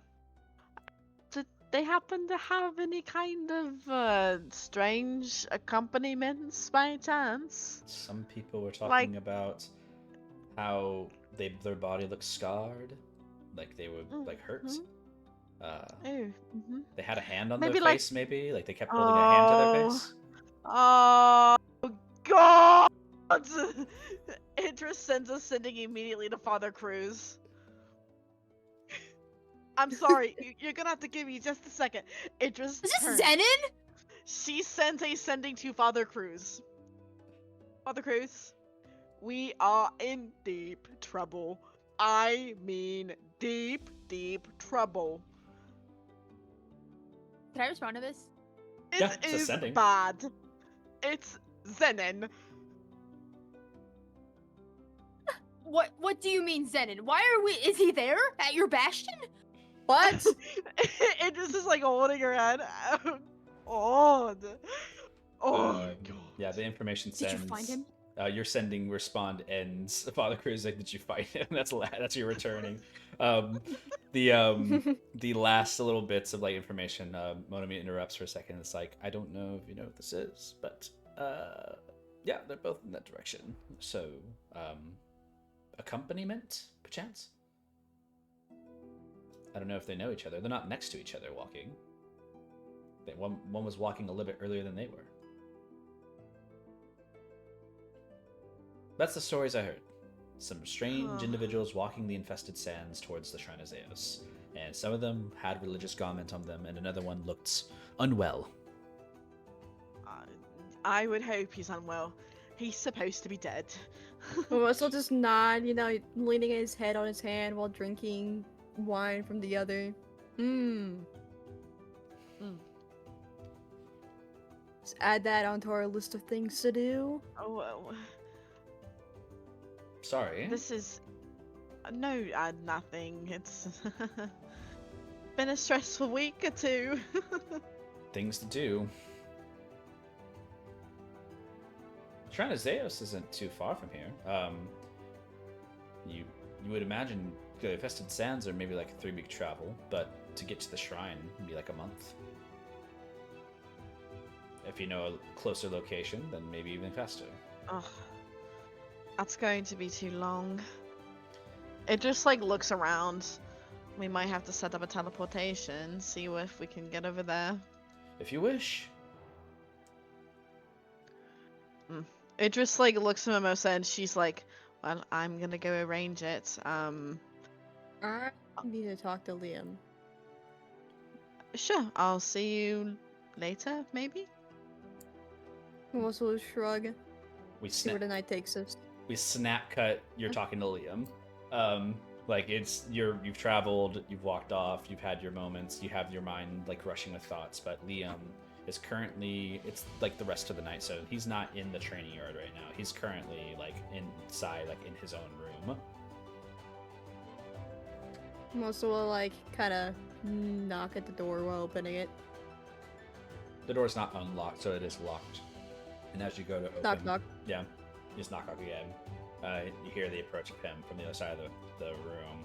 He's in like a tunic and like his like baggy like pants or whatever, and just like approaches, looking at you. Mimosa, Hey, you're not dead. not yet. Smiles. You want to sit? Yeah. Just like leans, he tilts his head for you to go inside his room. I'm also like walk in, take a squat on his bed. He walks away from the door, leaving it ajar open, and just sitting down. Visited the East Continent. Mm-hmm. Found some wines. Idris found her grandma. And I found more information on my curse. Well, we kind of missed our opportunity with the hags. Can't track them down anymore. Oh. Even if we did, it'd be useless. What do you mean? We'd have to kill or uncurse everybody they have cursed to really get rid of them. It's a lot of work. It is a lot of work. I didn't think they'd make it easy. These bitches are ancient. Smiles, laughs. Does that mean you're gonna be some ancient shadow thing? Well, that's part of the problem. It's that or I die. He kind of like, you see him swallow a bit, blinking. He turns to look at you and says, "Sure, let me kill you then." You wanna kill me? He shrugs his shoulders. Just a joke, man. I don't know what to do. I Seems honestly, like the hags are not worth it anymore. They seem tough, and I'm not ready for that. I need like any time. Mimosa's whole like demeanor will like drop, and he'll kind of like lean forward. See, we got more information on the curse. Idris got information. My father and Velu were able to decipher some things that the Narander said itself. I am going to die. It's either I die or I shove my soul into some robot, and I don't know What are you talking if I could about? exist like that. I'm going to die, Liam. There's no cure. No. You're gonna live, man. I'm going at every angle I can. I'm not even supposed to live this long. The only reason I have is because my dad locking me up in a basement every year. Scratches his head and kind of like goes a little silent. But if I do die, I'm not exactly in the clear either. Melissa's like, he's like kind of like fidgeting with his hands. The Narander spoke in like this riddle, but it said I would have to die to the hands of a human to be really cured in death. And he'll kind of like look up at Liam. Stupid. What does that mean? Everybody's a human. It means I don't know, but it's gonna get to a point. I know how my friends are. If it was up to me, I would have probably been dead a while ago, if I'm gonna be honest with you, Liam. But they're gonna want to drag this out until we somehow find a better cure or shove myself into some robot. But He like stands up. this from the thing's gonna bed, keep on coming out. starts pacing a little bit. His hands on his hips, just walking back and forth, thinking. You see his head's in the air, like trying to come up with ideas. Doesn't really say much other than just the pace of back and forth, which probably irritates you. they're not going to do it. I don't think they would have the heart to put me down. How could they? Everything No. you've done is good for so much, I guess. Are you But maybe outweighing you the could. bads? He stares at you. I couldn't. Not now. Not now, but Now that I eventually know everything I do. this Kinda, like, thing stares at you for a second. killed my mom, it killed your family, it's gonna keep on doing that again and again. This thing didn't kill me when it had the chance, apparently. It's funny how things work that way. He's like, his face kind of like grimaces, and you see his head turns to the door, looking at you. We don't have to make this decision now, do we? No, but eventually I might have to ask you to do something. If I feel like I can't go forward,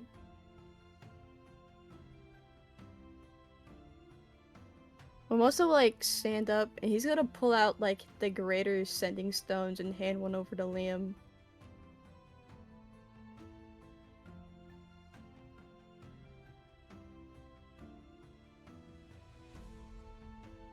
Just like tosses it in his hand. I am going to try my best to see if I can find another way. And you can trust that everybody else is going to try to figure that out too, but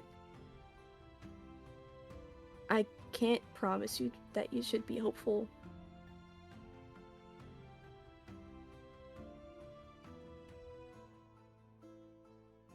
He just kind of stands now with the sending stone. He's like turning it in his hand.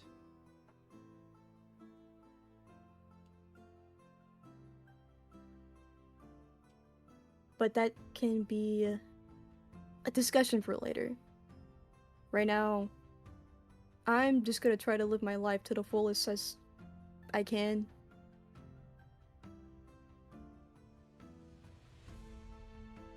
What does that mean? I don't know, screw around a little bit. Maybe carry myself without that weight on my shoulders. Do things I was always scared of doing. Man. I spent a lot of my time searching for literally you, and it turns out the last thing I want to do is see you gone. It's rough.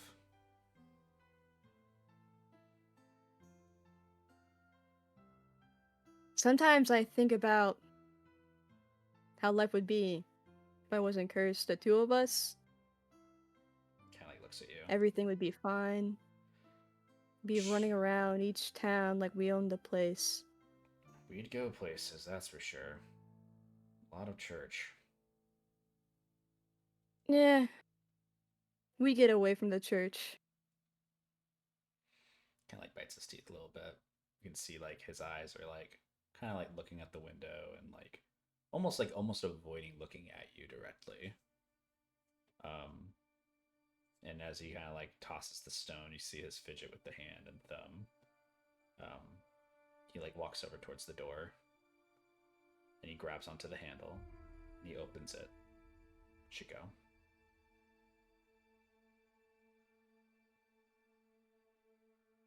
Mimosa would kind of like step forward, and like as he's like hovering by the doorway, he's gonna like look at Liam like another time.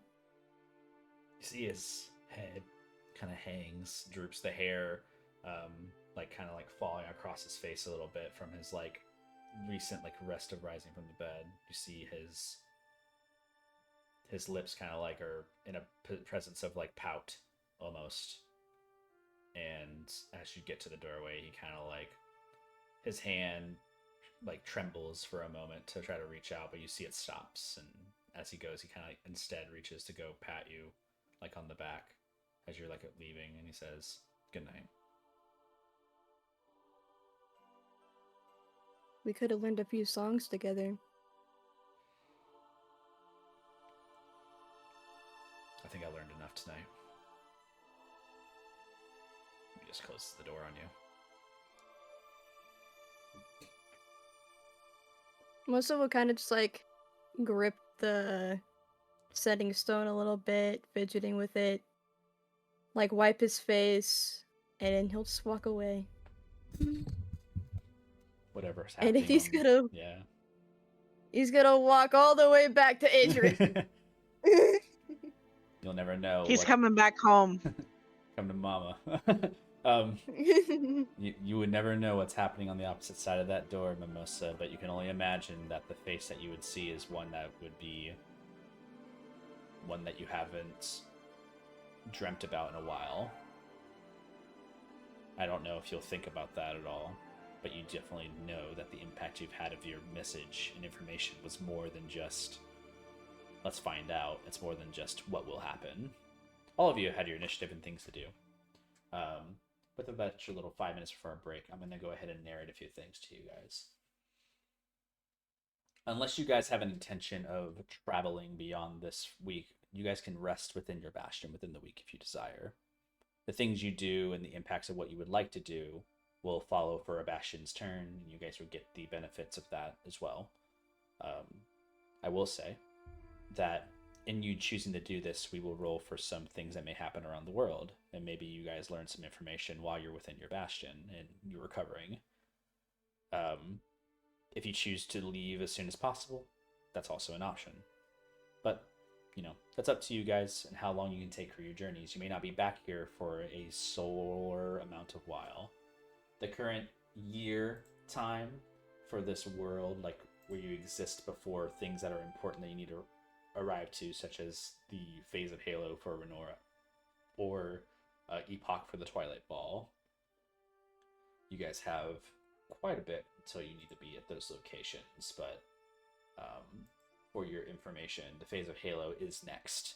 The phase of Neo ending within the next week, so you will arrive to the new phase at the end of this week. So, if there's anything you wish to do prior to that phase arrival, you can decide that during your break. But for now, you all can happily take another long rest if you need to. Accomplish the things you wish to do in your, mental fortitudes. And we will come back at, we'll say, 20? Yeah, so at 20 past, we'll come back from our break, and you guys can decide how you wish to navigate with your bastion or what you want to do next. So, there you go. Yeah. Woohoo. We'll be right back. Jacob, look at your DMs. Guys, do we want to...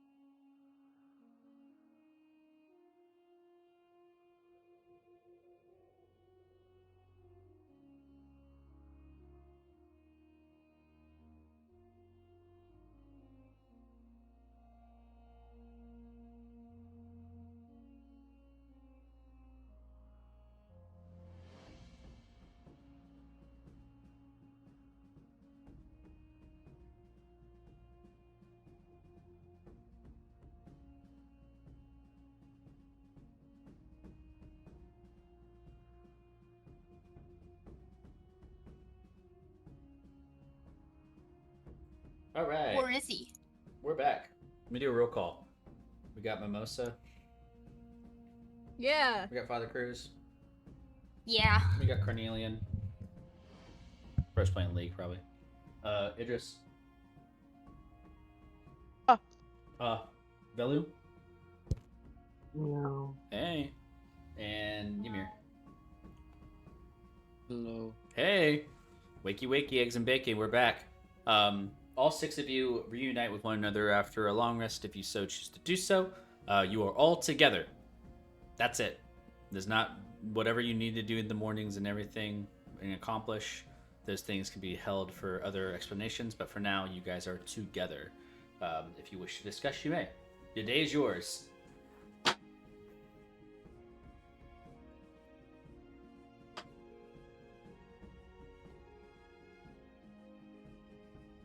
Idris is Halabar. very, very casually sipping tea.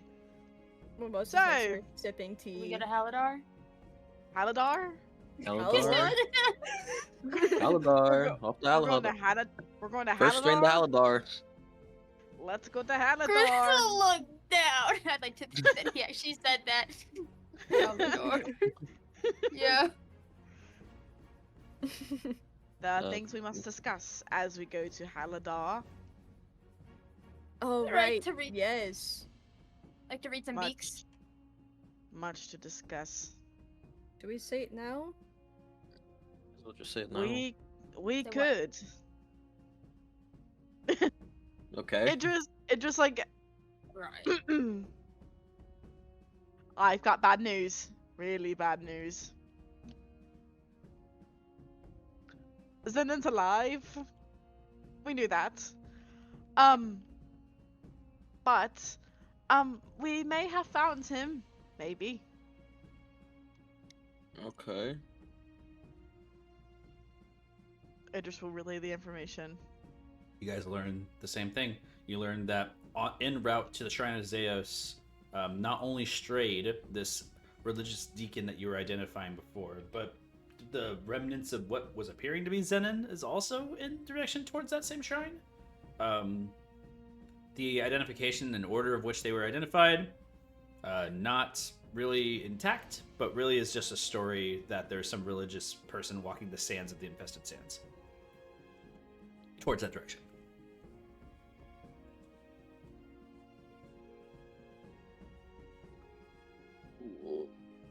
So, There's good news to this. there's good news to this. Is that what you just said? They're together. Yeah. Whether on accident or on purpose, they are indeed together. Two birds, one Word. stone. Yes. Right. Yay! And we know where they're going.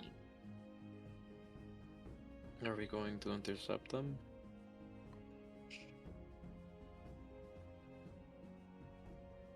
Well, that's another issue in and of itself, is that if we do intend to, intercept, it will take 3 weeks for us to get there. A month to get to the temple, at least. So, unless we wish to utilize teleportation, we might miss our chance. But honestly, we have so much on our plates right now that I need everybody to kind of figure out what exactly they are wanting to do before we even decide. I know everyone has some kind of foot in one direction, so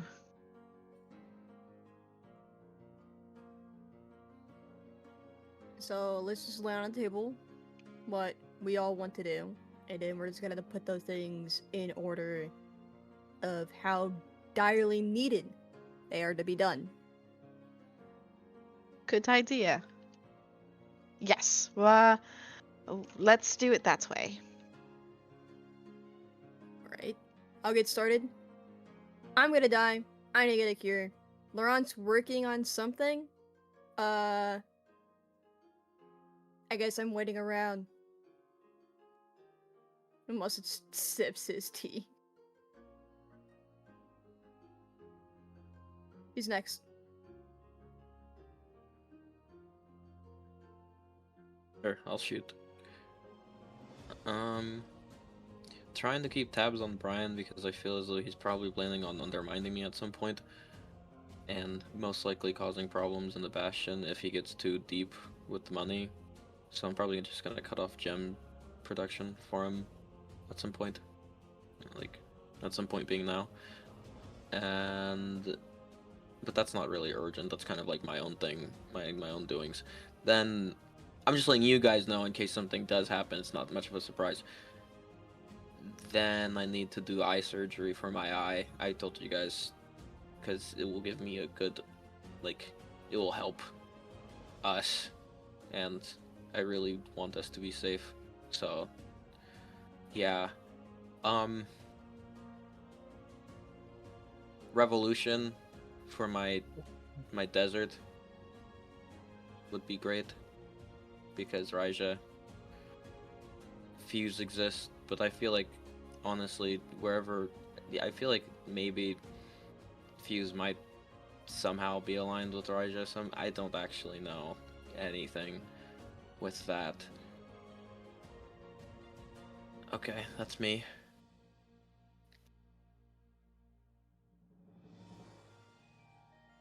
Been working on trying to get in contact with Quaitel. Also, you're not going to die. Still have options. And also, I need to go to Halabar to do research. Also, will just kind of like tilt his head to that.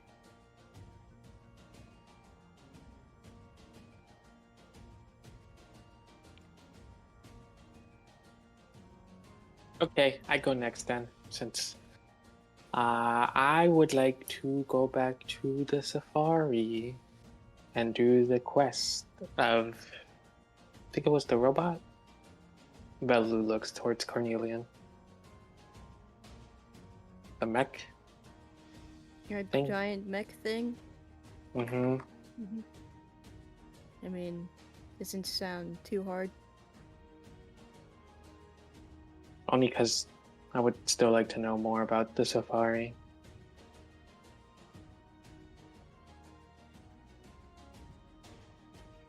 There's a lot still to be learned, so it's, I don't mind returning back to the safari, but I do know that there are things happening in this world that we can't ignore. Yes, there's a lot of things. You know. As much as I would love to spend all my time basking in the safari, it's, time and place. So, Yeah. We have about a month left. if Sorry, that's... sorry. Cycle. Wait, phase? Fuck. Cycle. No. Phase. Phase. Jacob. Yeah, phase. Yes. Jacob, Ymir informed them of the information that Glacia told him, About right? Of, about like, what's who... happening in like Genesis. No, she called him up and gave like the information. Wait, maybe I'm tripping. It's I about the remember her calling. Xenophane, right? Like you're asking Yeah. about the people who it was who they identified. Mm-hmm. Yeah, you shared with that already. Like you guys would know that, and I think you specifically shared with Velu at the very least that the people who are going into like who are trying to like intercept Velu's brother were Xenophane. Like whatever. Yeah, I thought we happened. talked about this. Yeah, No, not that. I'm talking about the most recent call. She called me, Mm-hmm. and it was because I asked her who, what's it called? What's the word? Hired. Hired. Oh, right. Hiring. That's right. Yeah, someone in our Lucia, you guys were identifying that there was a contact of Richter Lyko. It was a Yeah. from Mercia, where Eon is. There's the basically the Governor Riley Laurentoth, which is a cousin or son of Richter. So you would know that they were in attendance and they had like the band or the entertainment came from their suggestion.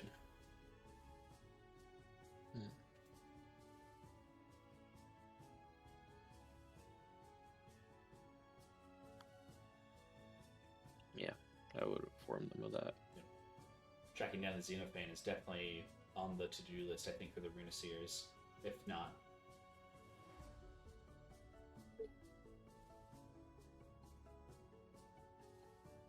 But Velo, you were mentioning anything else for yours? No, I'm good, I think. Okay, cool. Wait, so it's the cousin of Richter, or it's Richter? A relative of some kind. Ah, Not enough okay. information given to determine anything. Okay. Just a connection to that person. Which didn't help because Richter was also gone during that time. He was currently crashing out. So Richter's not like to blame, obviously. Bro's in it. But whoever his connection was doesn't put him in a good spot.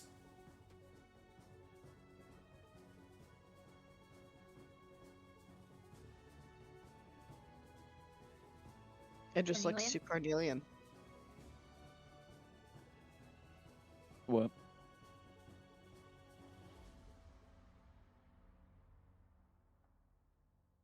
We're putting out What- what we want to do on the table. What did you say? We're saying the things we all want to do. Right, like Okay. what are your outstanding, issues? Are we talking about like long term or short term? Either or. Both. Long term, I need to save Marceline.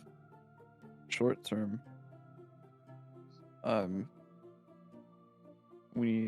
I would like to know what I'm up against for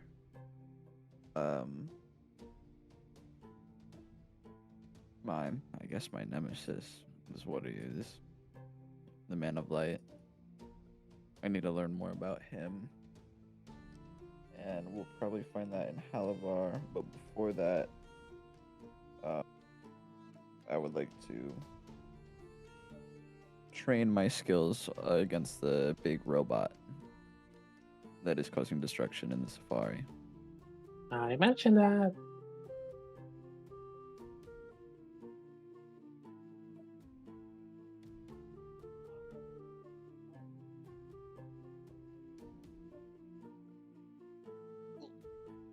Alright, now we just had to put an order to things. Cool. Would I be able, before we go to Halavar, have Laurent look at my eye? Because he might have more information. I mean, that'll give him some time to plan anything out.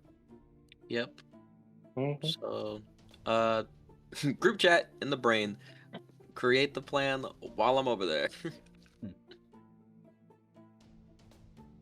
just talk in the mind. Yeah. You guys have your Okay. connection, your link. So we're going to Halavar first. Then we're coming back, doing whatever we need here, and then we're going back to the safari. Take down that robot. Get back. Do you want to deal with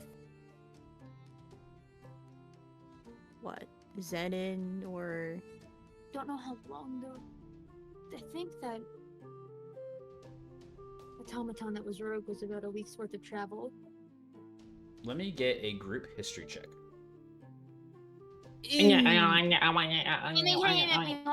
To recall important events of your futures. Oh boy. I don't want to recall. we got a nat 1 for 0, dog. Dude, you don't even remember what 19. happened today. I got a 22.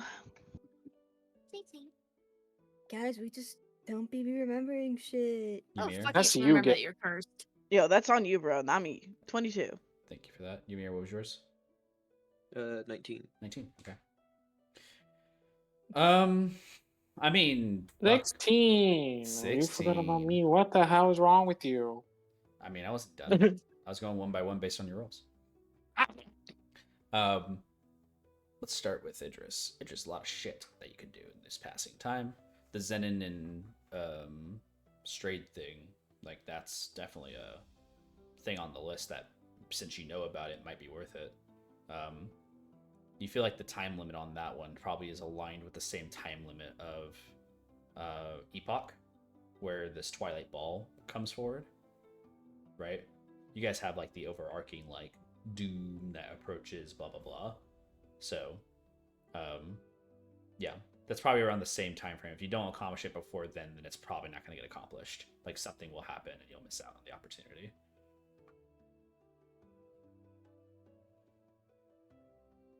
It just wears a little bit of a frown. Yeah, so you have about 3 phases until like that's a problem. As well as for you, Idris, you have the Xenophane to deal with as well in your mind. You know, tracking back Smolder, identifying what their intel is with why they're messing around with the East Continent, why they're doing what they're doing, you know, what's the goal, what's the full scheme, how are they involved in all of this magical bullshit, why did they want Arcanium? A lot of things that you could care about, but not necessarily directly attached to you. That itself is another one of those like overarching looming things. More time that passes, the more time you miss out. For Velu and Father Cruz, both of you kind of have similar goals, ironically. Both of you have a time limit basically until Epoch. Father Cruz and Velu, both of you basically have a time limit till Epoch. Until you know something approaches and you must be responsible for that thing. So that's something that just will overlay the inevitabilities of whatever occurs. Renora, by the way, Father Cruz, you got about 3 weeks until that exists to you. Like, Neo's about to be over. After this week, you got about a 2-week period before Renora is celebrated. So you'll have to be in Solaria at some point.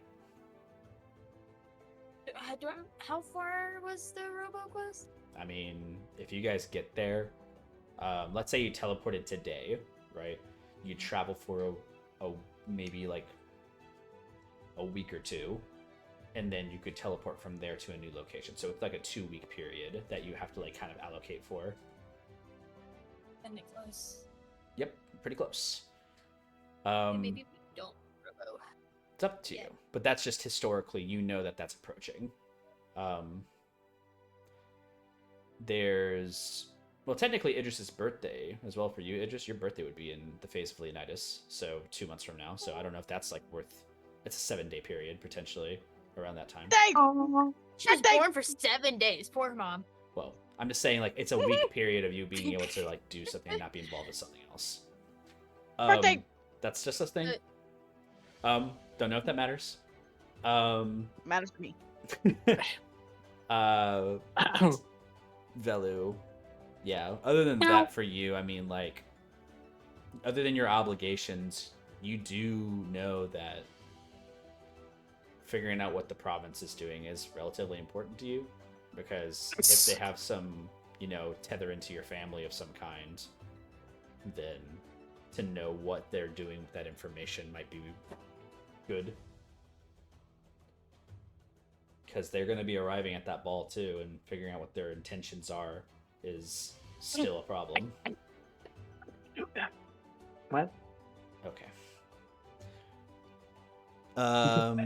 Yeah, and then we have Ymir. I mean, your familiarity with like what's happening in the world is probably you've already given the importances, other than the kids that are existing out there, or I guess adults potentially now even. There's a giant fire source somewhere that's heating up whatever this invention is out there. This siphon, this arcane siphon. You also have your person out there who was basically like who sent a paper out on things that you're familiar with, so maybe get in contact about that. But nothing super time critical for Ymir, I think. The genies, if you want to like pursue that as well, is another thing that like if Epoch comes around, you may not find yourself available to do very much before then. Carnelian, You're in your same boat as you've always been, learning about your powers and discovering them, but you don't have any like I gotta do this or the world blows up moments. You could continue on this path of just your own self-discovery for the rest of your life, but you do know there is an inevitability that you'll run across this other individual out there, so being prepared is the only thing you really can do. And Mimosa, your hard time limit, there is none. It is more just a eventuality. One time it's going to turn and it's not going to turn back. And when that moment comes, will the rest of the world be ready? Or will your friends be ready to take care of what needs to be taken care of? Preparations. Best suited natures and not being at the wrong place in the wrong time. So, that's really all your guys' history checks. That's the only major things that kind of come up to you, and you can share these things as you wish. But, yeah, the phase of Halo, the phase of Leonidas, and the phase of Epoch are the last 3 phases before what the beginning of this adventure started with Father Cruz and Ymir in a sand well guided by Horus, a coming doom, a end of a cycle, and whatever that means. That's like the overarching divine thing that matters. And Father Cruz, you have your own frustrations of this. But yes, that's it. You guys got the list down of everything that you want to and need to get done. It's just your job to prioritize it. Maybe after Halabar instead, we check out Vitekra Shrine. Who? Be Zeus, if you're talking about Zenon and... Zeus. which ironically is the phase of your birthday.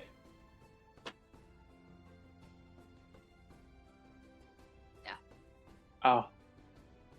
Yeah, probably.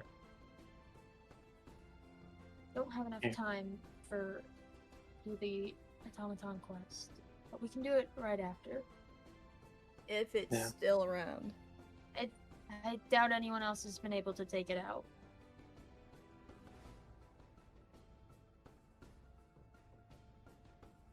And with that automaton quest, we can also look into that frog quest as well if we want.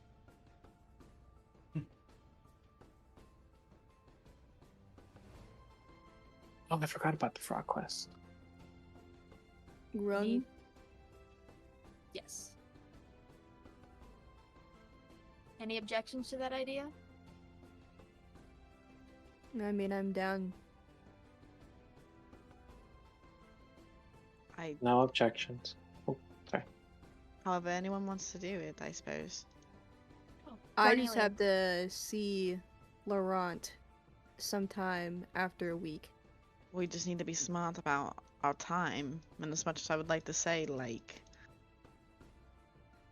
yes, the robot is cool, but you know, it shouldn't be something that is a priority.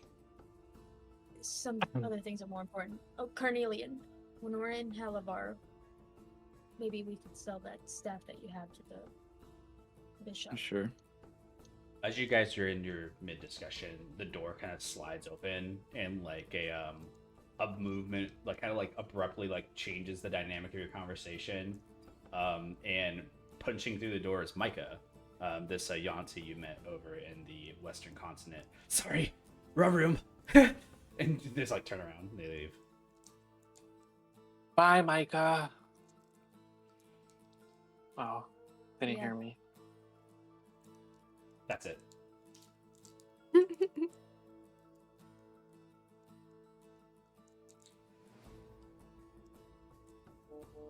So, do we want to head out Can I to follow? Mitter? Oh. I mean, I don't if you want to follow you me, need to have your eye check, correct? Yes.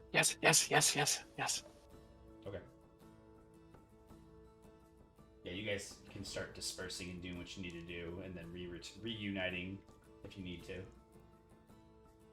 Another like I'll montage. I tell Robin to head out now. I had went to Laurent. Yeah. You're telling Robin to head out? He needs to go to the town. What do you mean? Like, Get your ass to They can Solaria. they can use the teleportation circle. Okay. Well, she should get there early. You should start walking, bitch. Get out of my outta house, here. you whore! Get out of here. All right. Ymir, I'm gonna start with you. You already know that you're going to catch up with Laurent and like get some ideas. And he's already laid out some things for you, and he starts also telling you about how he wants to help with Mimosa, and he talks to you about that as well, and get you some of your insights as well. Because he's curious about his own abilities. For changing your eye, he requires that you would have a table of some kind, right, to restrain you. In the case of like something problematic with your magic, he doesn't know how like the full mechanics of you know this elemental power you have within you, right? The Salmon's Wish. So he's concerned about causing a problem with that. But he does feel confident that he'd be able to either, one, adjust it while it's already still in your eye, or two, take it out and put it back in. He does not feel confident, however, in the alternate, which is keeping it on himself for days and then fixing it and bringing it back to you. He doesn't feel confident having it in his possession at all. So he just kind of shares with you he'd be able to probably remove it safely, mess with it, and he would probably need your assistance in that. Inform him that there are people I've informed about this situation that he can talk to. But do we have the necessary table to be able to tie me down within He does Sebastian? not have that, but he could probably allocate that somewhere like within like the facility. I will inform him. I will ask him if he would like to come with us to Ahlevar, as I have someone who can provide a table. He thinks about it, but he also made this is what he talked about you with the commitment for Mimosa, about how he's going to go and look into some of his alchemical testing stuff, which would require him to go to Oracle. So, he does not have the ability to travel with you to Halabar. Okay. Yep. But he says in the meantime, if you do come back with an appropriate like table, which is easy enough to acquire, they can probably like deliver something or get it set up within a week. You should be able to get that. But if you want it like immediately as soon as possible, like you just want this thing done and ready,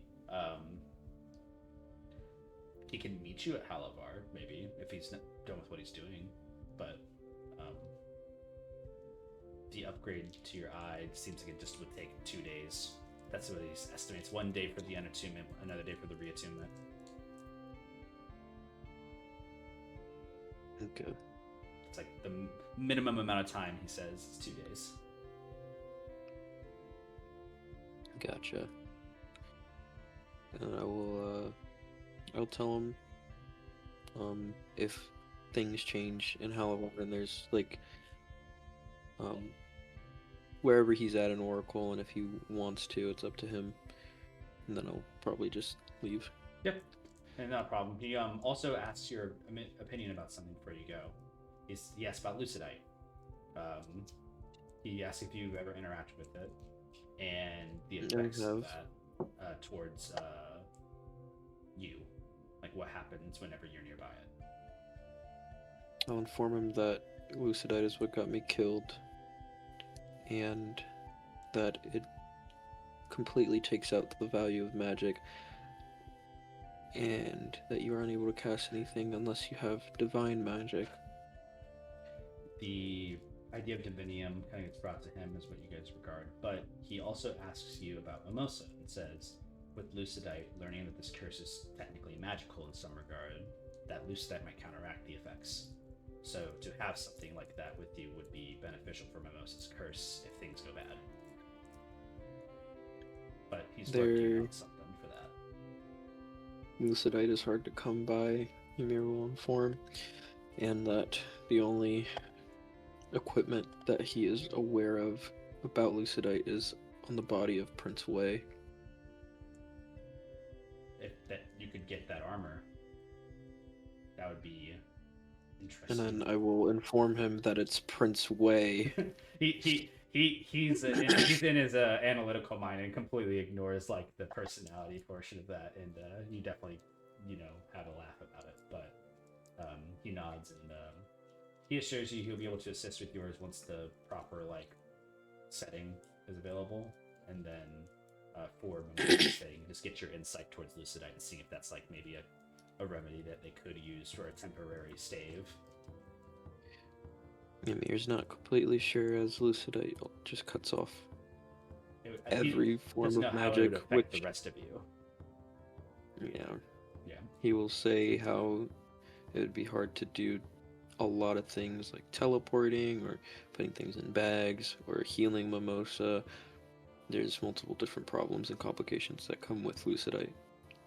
Oh, he just weighs the confidence of having a crazy Narender or having magic problems, and he's like putting that in the air.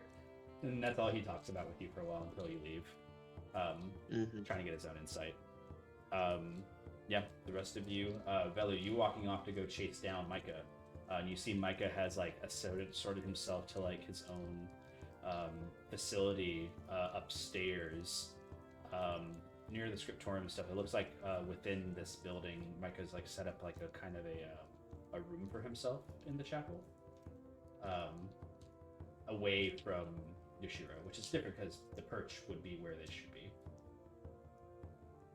I thought I had both of them. I know. Oh.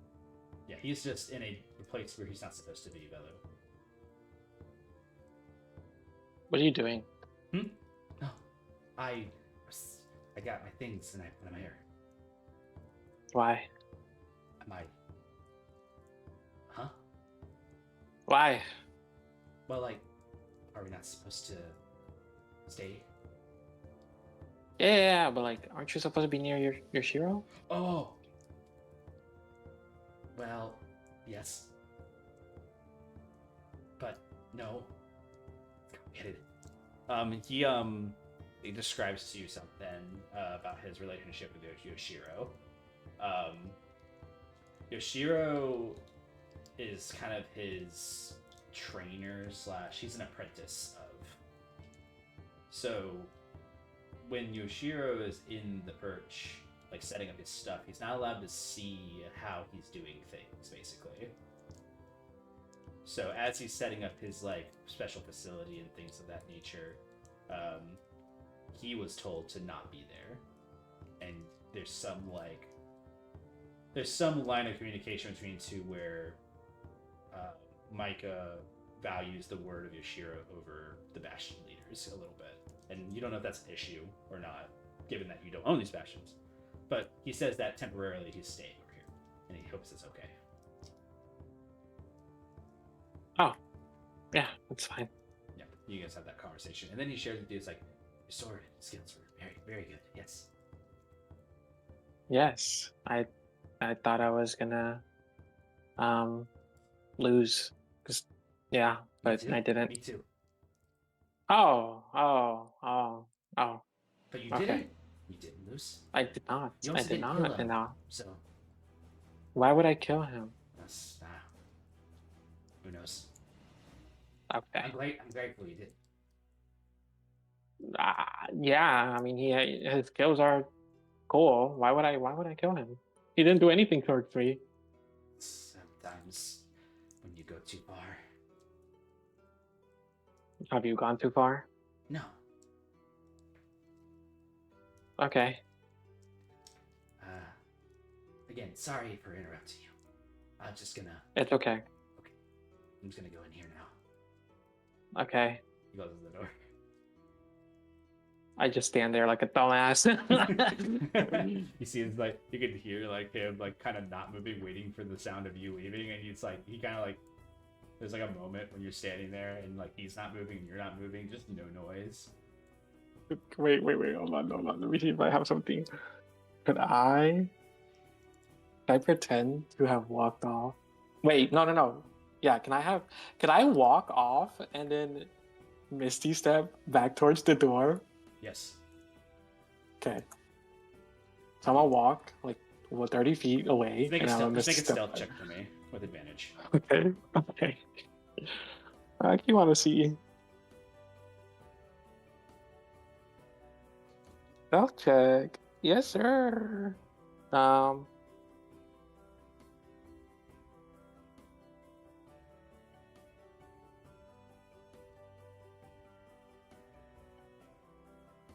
17. 17. You hear the slithering and the dropping of metallic things behind the door. That's it. No, he's not talking to anybody. You just hear him moving around. You hear metallic things drop to the floor. You hear the moving of furniture. Hey, No, what do you have in there? nothing. Open the door. What Nah. did you just drop? No. And you hear like the shuffling of other things. I'm just kidding. I'm just teasing you. Okay, Yeah, I'm leaving. he, like, Bye. The door like creaks open. He's like pitched open. It's like, I'm sorry. No, you're fine. Okay, bye. You leave. Now Velu walks off. Yes. He's on edge. He gulps and closes the door really slowly. It's funny. Crazy. Funny. Anybody else moving around to do something? Cornelian, Idris, Demasa, Father Cruz. We no. Sunbathing outside. I'll sunbathe too. Screw it. As we Alright. wait for everyone to get their things together. Going once. Going twice. Meow. Alright. How would you guys like to do your Halavar trip? Would you guys like it to be like a snap moment where you guys flash and get the things you require and come back to the Bastion? And you can maybe fulfill that before the end of session today? Or would you rather have a moment to kind of like interact with the environment and do some other things? The best roleplay. That's you. If you're just looking for keen and information you're going together, that's perfectly fine. And if you just want to roleplay the Halavar environment, you also may just do that. Guys, I think we should roleplay. Because hear me out. It's Dungeons and Dragons. A roleplay game. If it doesn't like progress you guys much, and you guys are gonna be back here, right? And I don't want you guys' time wasted either. So Wait, will it progress us much? I hope so. But if you guys, I'm gonna like. if it's just Like, we don't know. do you need to have like really esteemed, valued conversations with people or not? Yes. I Yeah, need to If talk you to need that Murdoch. dog, you need Okay. that dog. Okay, I'm I need to go putting it out visit there. my shrine. Are you? Yeah. Chat, let's do a poll. Okay. Hold on, wait, I got this. The I'm kidding. teleportation circle can be coded for Halavar. You guys can go and use Arcanist Cell's circle to teleport if you guys desire. Okay. I made a poll, guys. Okay. There's no poll required. I was just asking. Why do we only have 2 votes? Okay. It's not that serious. It is. Me when I clap my hands and say you're back. No! No! You're back. Oh, what did we learn? I don't know. It was so good. There was a really intense scene. It really helped your So journey. cool over there. Mimosa. It was beautiful. Oh, Mimosa got cured, but you won't see how. The W, 1 vote no. Beautiful. I'm a hater. Hey man, Gotta have at least one hater in the group. it's true. Can't be 100. Mm. I think we roleplay. Okay, we teleport to Halvard. Oh my Yeah, god. you guys okay, are now going. we're That's Avalon. fine. I'm not trying to hold you guys back. Just making sure you guys are going the way you are. The circle closes. We all hold hands. Surely, that's Genesis, Halavar. Don't even have Halavar as a scene. I used to.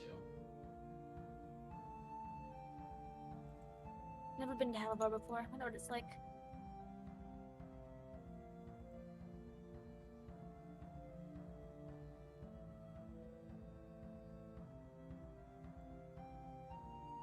Okay, yeah. You guys can tell us So where are we going?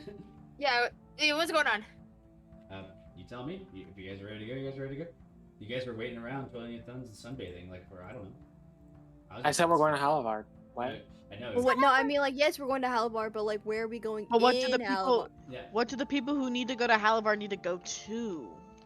Yeah, like you guys Like go. the You guys go to Halvar. What direction? Like you have Murdoch's estate, which is its own thing. You've been to. You can direct the teleport there if you want to use this thing. You can go to the teleportation, like the plane hopper, right? That's another option. You can go right outside of Palavar. You can go to fucking what's it called, Jonah or Dressel, which is like a day away. It's all up to you guys. You can go to the Necropolis if you want to. Good contender. I personally need to go to the library. I will go to the library with you. I also need to go to Murdoch, All right. and then we need to sell the staff as well. Hope Mimo and Idris could go drink coffee. with the Pope. Nemo and Idris, go drink coffee. I will follow Carnelian. I don't know what Carnelian's doing. Karn will probably be with us at the library. All As we Yeah. started in the library. right. Carnelian does nothing.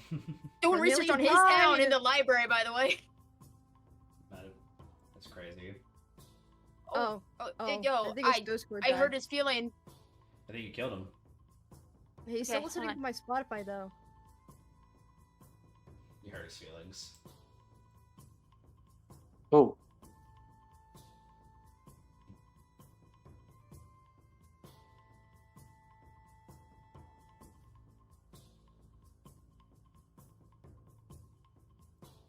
Flag an alien? Oh, no.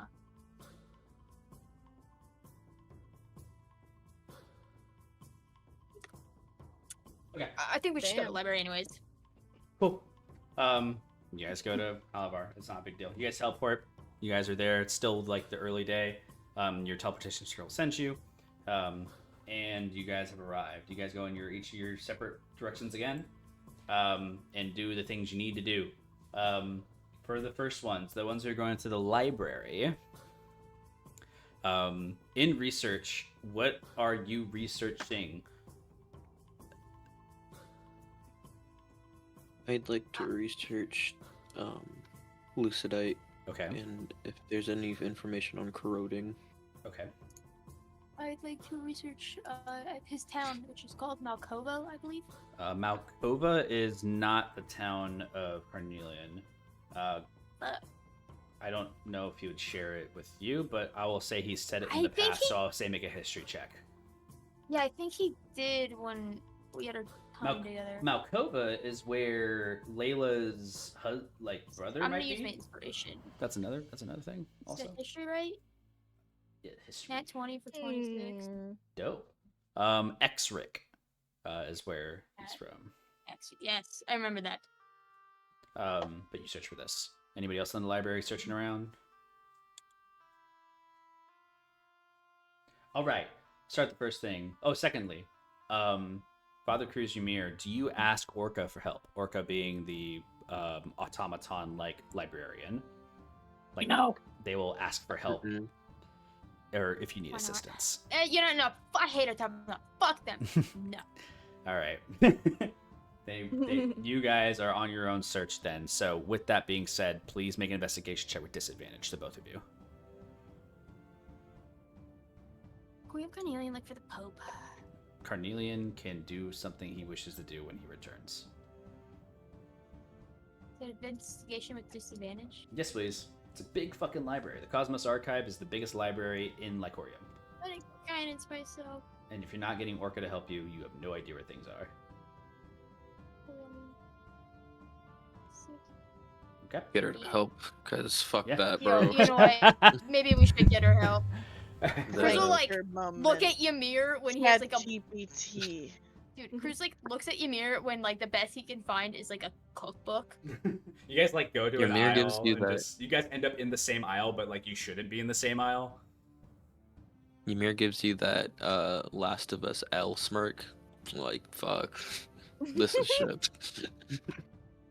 I don't even know where It's To not even. find It's not even X. by author or letter in here. It doesn't make sense, Ymir. We're not even looking for the same thing too. So I think we Yeah. ask for help. you guys, Yeah, think no, we should. definitely. you see Let's Orca do it. comes. It's very automatous, and as they search, you don't need to make rolls. They just walk you to each destination. Ymir, you ask about Lucidite, and in their archives, when you ask about Lucidite, they bring you over to a section of materials and magics and some things about like what looks to be arcane discovery. So it's a whole section. There is a restricted section that is nearby, and Orca does go to explain that there are some restricted like novels and materials that may be assist you, and you may have to get access to those things and ask for your authorization. Authorization by like mage rank. I mean, if you give Or, them like, your, what- if you give them like the rank that you have and that's your information, they may be able to let you in. I'll inform them that I'm advanced. They give you access into this restricted area for arcane. Cool. So you get access to other novels and literatures that are within the intermediate mages access, and you see some of the aisles open to you. Books with chains are unlocked by your arcane touch. Yeah. Shit's pretty neat. Father Cruz, you're in the middle of like researching these things. Ymir, you're going through book to book. Orca guides you, Father Cruz, leading you into the direction of seeking out Exric, which is a historical thing, geography. There's a large like minor illusion like map topography of the world of Lycorium, and you see it's all like a digitized like way of searching like historically. It's not a book. That's why you had a problem finding it. You see it's an actual panel of like a thing that you can like zoom in with your hands and use like your actual like physical hands to move around. It's basically Google like Maps. it's basically Google Maps, and you're like searching and it zooms in on Exric and historically like brings up like some of the history about it as you like tap on like these projected images to learn about it. So you'll spend some time kind of like going through it all like holographically. And Orca will probably remain next to you most of the time, Father Cruz, because you're next to like this thing. But you do see that there are other mechanisms in the sky that's not Orca that move around, whether or not it's maintaining awareness, arcane eyes, whatever they may be. There are many manifestations of mechanical like machinery moving around this area as you read. You just hear the small clanks and twists of cogs as things are moving about, even like full like book library systems are like being shoved around and moved like to reorganize, books falling into their proper locations as they're returned. Ymir, in learning about Lucidite from some of these books, things you obviously can't take out of the library, but they're here for your availability, of course. You can make your own notes on it if you wish. When you're reading in some of these books about Lucidite, especially the restricted books, the origins of some Lucidite travel back all the way before the Divide. They say that Lucidite was originally a material they found in the Shadowfell in abundance when they first discovered the Shadowfell. It came in like a trove of access. The southwestern part of this continent, where the Dulissian province now presides, there was a moment where the natural terrain of that place started to darken and blacken. An origin of a Shadowfell like entrance was open, a crossing as they're called. From this crossing, Lucidite was in abundance, and once it was opened, it basically turned into this lake that now basically surrounds the front of where you would identify as the area where the Dulistians realm and reign. You would probably get this information that the reason why that area is so dark, decayed, and dead is because of the Lucidite, like draining that part of the planet. Basically, this moon, this dark feeling. Why all the ground is like soot black and ashen. No real life lives in there other than the dirt that's being decayed over time. So Lucite is in abundance, definitely near the southwest of this continent, but directly within the province. The Shadowfell used to be in abundance everywhere you go. You can find it, but ever since the first opening of the portals back, like more than 1,000 like cycles ago, like people have gone in and out and gotten what they wanted, and now it's just a race of who has it and what's being used for. The way it's made from description in these books is that it's a natural occurrence in the Shadowfell, where if a magical material remains too long, it becomes corroded. So depending on the rarity of that material is how long it takes for it to corrode. Higher rarity materials take a longer time. Lesser rarity materials, such as like things that are common or nearly mundane, corrode immediately. But the output of what those lesser rarities give is very minimal, barely an ounce. So And then corroding. yeah, just to get people who seek to corrode magical items, and once those items are corroded, they become lucidite. No, I mean, a tenth of a fraction of it. I'm just more so looking for any material that is capable of corroding lucidite. Nothing of that mention, especially in the restricted section here. It's all historical. In the material section, for things that could corrode lucidite, divinium's not even mentioned in most of these materials. Like, it's almost like not a material that exists.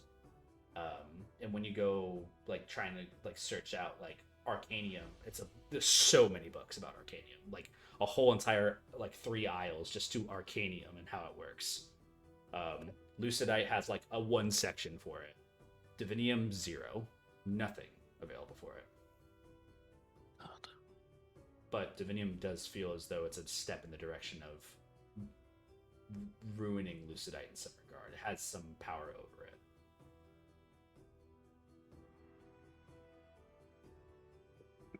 Can I read up on crossings and Sure. how they work? Yeah. You would go to a new section to learn about that. Father Cruz, learning about Exric. You are like zooming in on maps and things, like kind of going through and identifying what's it called? You would go in and start identifying like the nearby cities. Like Malkova is one of the cities that you would see in that area. You're trying to like identify a little bit more of like who is there, what is there. I'd have to say like a lot of these names aren't really making too much sense for you. It's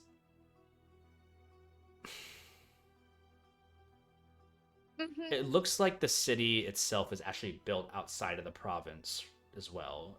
It's built next to that like this large lake outside of the province area. It's a town fainting out of exhaustion. You know, like it looks darkened, it looks brittle, it's run down. The water and food that goes to here is specifically from trade from outside of the location. It's a dumps place. Like, it looks horrible. Are there any books on it? The only information you really get about Exric is that the city itself was developed around the lake of this place to be a kind of a sentry point. Historically, there used to be a crossing here to the Shadowfell. It no longer exists. Whatever has happened in the past or what has happened now in these near times has removed that entryway for the Shadin, which is some group out there. If I like, can I like zoom out on this? Do I get like a Google Maps like the world, or is it like flat? It's not like it's just flat. I mean, it's not like topography style or anything like that. It's just a flat like rendition of like what the area would like be located, and then as you like go to like touch or like make anything come up to you, it gives you like brief description.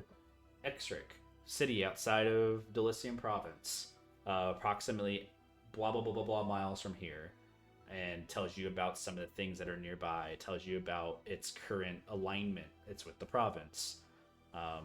You see that it has like a couple of factions that undergo with it, which is the Shadin, and then a couple of other ones. That's like the only one that seems interesting as far as a faction to you. Are there any books on the Ritual of Shadows? That doesn't come up with anything. You don't find anything in the shadow. You don't find anything about the shadow like rituals and stuff. Nothing in this. Nothing in this library about that. Okay, I got it right. Could I ask? Oh, I forgot the robot's name. Whatever, in character. I want a character. I work it. What's on the opposite side of the world from X? Like the direct opposite side of what? Like the world, right? Like, you know, if you're standing there and you did like straight down through the world, through the moon, what's on the other side, right? I'm putting pieces together. No. trying to draw a map. It's a giant spell, guys. I don't know, maybe it's like the light towns on the opposite side of the world. I mean, it's a good guess. Sure. That's an interesting perspective. I would say, if you're just looking at it yourself and making an approximation, make an intelligence check. Base intelligence? Base intelligence. You're using a lot of your skills for this. 15. Base intelligence. I mean, from the looks of things, Father Cruz, if you were to parallel two parts of the world, like if if you took this thing out, zoomed it out like Google Earth, right, and it was a globe, right, and you had Exric, what's the direct opposite side? You know, you go to there and you see that it's the Crystal Mountain. Oh, sorry. And if I find anything on the Crystal Mountain, are there any tribes there? When you zoom in on the Crystal Mountain, it has its own like unique descriptors, right? It talks about this mountain being a wealth of materials of like the new like irons and ores of like forever. It says it like is a generative like mountain for like materials too. It doesn't exist anything specific, but it says a lot of dwarvish rain occurs for this area. A lot of like the main facets of this mountain is that it's the last natural mountain of this world, where what's it called? Castro, the prime god, had destroyed most of the natural mountain ranges over time, but the Crystal Mountain was so tall that it couldn't, like, the storms wouldn't reach the peaks and destroy it from the top. So it's like the historical significance of it is that it's a mountain that was too big to fuck around with. It elevates like higher than like Everest, like in comparison. It's currently under the House Kent as far as operations. The land ownership wise, gold and silver mines, a big timber industry. Their allegiance to House Hastings. They have like an army size of about 1,000. That's like most about what they're about. The Lord Gareth, you've met. Yeah. That's probably else, all right? of the. Yeah, it's probably all the information you really know about that.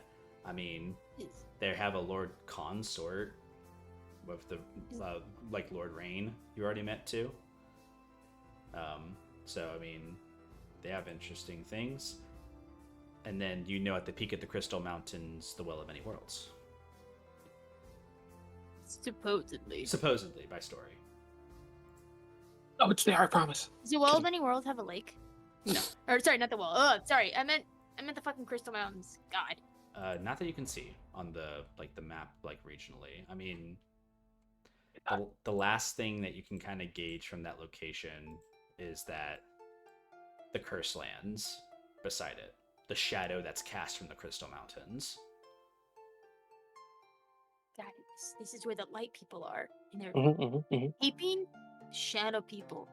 Not the shadow people. The shadows away, right? They're like the last barrier. Yes. Whatever that may mean. Ymir, in searching for crossings and how they work, If you ask Orca to guide you, they will. Otherwise, you can search on your own. Guide. Oh yeah, a robot drops down, guides you from the ceiling. Leads you to a directed area. Crossings do not have they only have a few like anecdotes through some books. The locations of crossings is kind of like it's like searching like your Alice and looking for the like Wonderland. You know what I mean? Like you don't know until you accidentally wander. But there's signs that you're entering into a crossing. Things to look out for if you're going to enter into a place that's like a Fey crossing, shadow, like all these things, and it gives you like some things to look out for as far as like excuse me, it gives you things to look out for these planar like existences. For example, there's a description of a plane or crossing something called chrysalis. It's a crystal domain where all the material are gems and materials, dwarves and gnomes, places of dreams. They'll stumble upon mountains and mines in this realm. So like the epiphany that when you're on a mining expedition and you stumble into the endless ore, and if you keep following that ore, you'll end up in a completely different realm. Like things like that. It's like Farlands are another one, for example, where it's like topological like wonders. Entering environments that are unfamiliar, like untravelable land, like think about I think you would be familiar with this. There's a area to the northwest of the Makoti Desert. It's called the Dread Canyons. These canyons are like the Farlands a little bit, like kind of like Farlands of the real world, where the canyons stand up on giant plinths, and then down below it's like fog that covers and you can't even see the bottoms of it. You would drop for like hundreds of feet into these like fog canyons, and maybe even go to a completely different demi-plane by accident. Like that's how crossings are. Like crossings are, you get there because you went too far into a place that was unknown to you. The only other place you can think of is like similar is like the Underdark, but there really isn't much about the Underdark in mentions. Just saying, if you find mushrooms of some kind or dark buds of glowing fungus, like stay away from it, because there's signs that you're coming close to the deepest caverns of like the world. For the Shadowfell, I mean, in this universe, I guess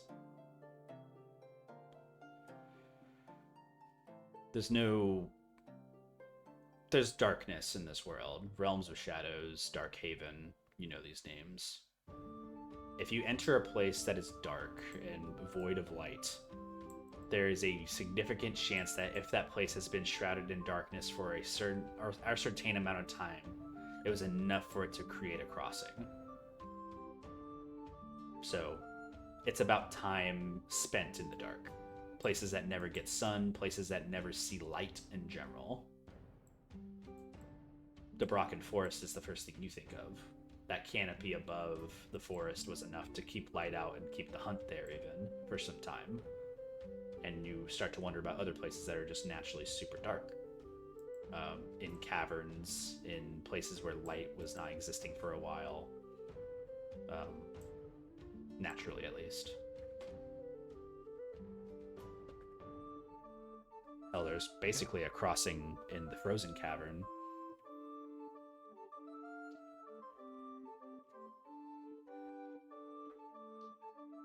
There was another thing I wanted to look up, but I forgot. Damn it. Yeah. You get more ideas of how it works versus like how to identify where they are. Just ways to look out for them, and I think Ymir becomes a little smarter. Yeah. I'd like to learn more about the Fiasco League and the Rising Tide.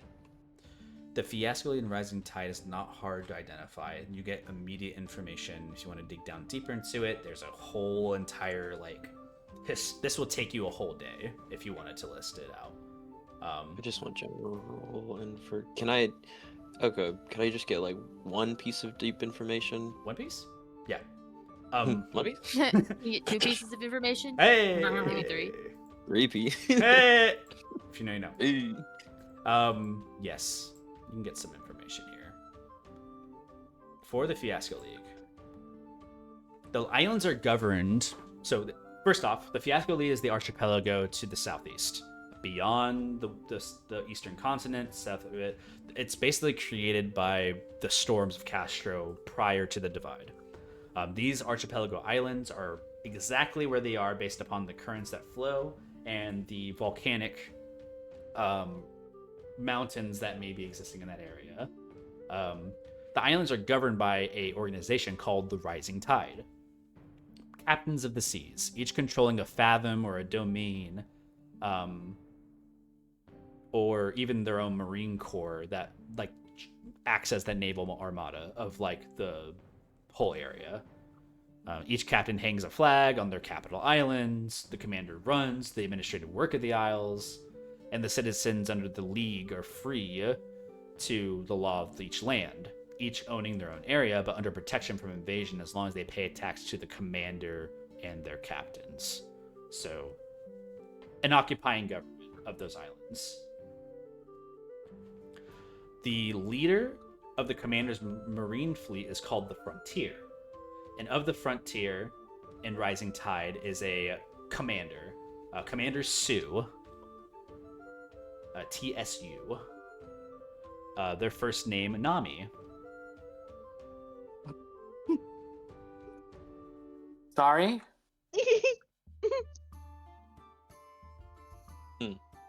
Interesting. This is my kid, Dirtgrass. Ooh, Nami. Nami-Sue. Okay. And they're the commander of the Frontier. The Frontier is like the lead ship commander's marine fleet. So yeah, that commander is the lead figure of all the captains of each of the different factions, and there's about 8 different factions that are primary underneath the Frontier. Like there's a bunch of names you read here: the Castaways, the Cold North, Zen Battlement, the Trench Trail, the Geronimo, the Mercomets, the Insidious Fathom, the Rising Tide, and then the Corona.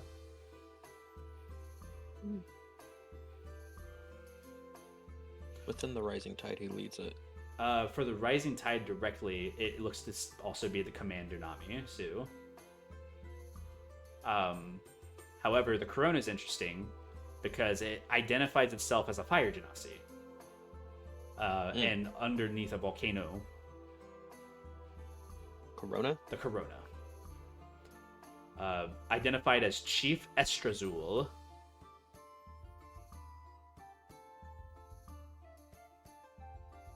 Okay. Straszule, Estrazul. STRA Zule. Okay. Identified as the chief of the Corona Fire Genasi. Interesting. Interesting. Bunch of other names. You see a Captain Thomas Nostin for the Mercomets. You see a Captain Lucar for the Zen Battlement. A Captain J. Holloway for the Captain of the Cold North. Does not matter to you. Like, a lot of these names are just kind of like places of like positions of power. The only ones that seem interesting to you is the Cold North, which is the armada above Genesis and Alucia, which is Captain J. Holloway. And then you have the ships dedicated to the paths between Mount Flare and Epsilon, which is that volcanic area, and Epsilon, which is just to the south, which is the Trench Trail, which is Captain Aldrite. But, you know, to catch those captains is like to get on their main ships, you know? So you may not even get an audience with them until you actually meet with some of their crew. Yeah. The population of the Fiasco League, however, is about 400,000 over all the archipelago, with 2 main beacons and building a 3rd, it looks like.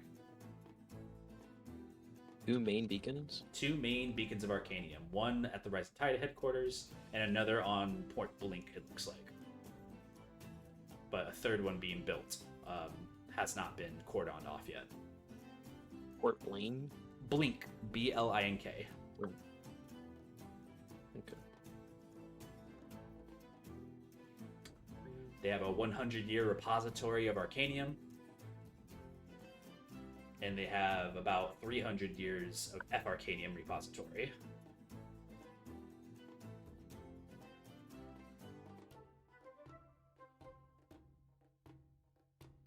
Okay. Yeah, lots of info. Well, I'm done after that. Fair enough. Your brain racks. Lots of information. With that, Father Cruz, Ymir, you both exit the library a little smarter than what you were. Hopefully with being able to share the information. Brain. Velu, Idris, Mimosa, what are you doing? Let me get to you. Mimosa and What Idris Val are is out doing. for coffee. I don't know what Velu's doing though. Velu went off with Cornelian, but Cornelian is not here. Yeah, Carnelian, yeah. Carnelian's on his own adventure.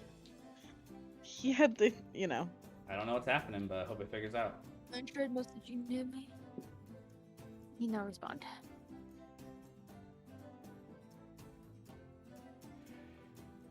I must hope it's alright. We'll figure it out. Not a big deal. We move on. For the you three, is there anything intricate you guys are doing? Mimosa and Idris having coffee. Yeah. They have coffee. Eating baked goods. Lots of coffee. There's- Delicious. You guys travel. So the Cosmos Library is located in the central ring of Halavar. So you guys walk to the central ring where the giant church of Saint Eli is, right?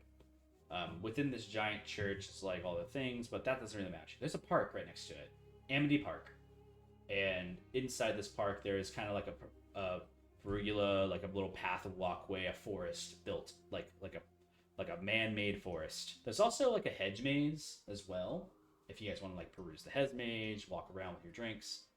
If you're trying to be near the center. Otherwise, you'll be perusing around the second and third ring of Halavar. Let's go through the hedge maze. Let's go through the hedge maze. Can we Um, make rolls, Jacob, to see how successful we are? The Hedges of Harmony? Absolutely, you may. Go ahead and both of you roll survival checks.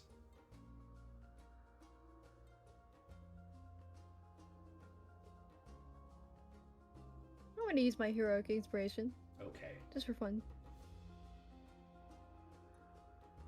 I got a 25. 21.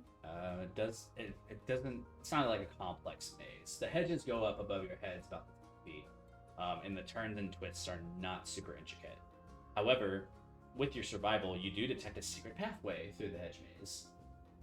This secret pathway kind of leads towards some like blossomed trees and a little bench, a little bit of like a stone statue of some kind, looks like dedicated to the ring of Saint Eli, and the urn that he once held pours water down into like a little fountain stream. Just a beautiful like little like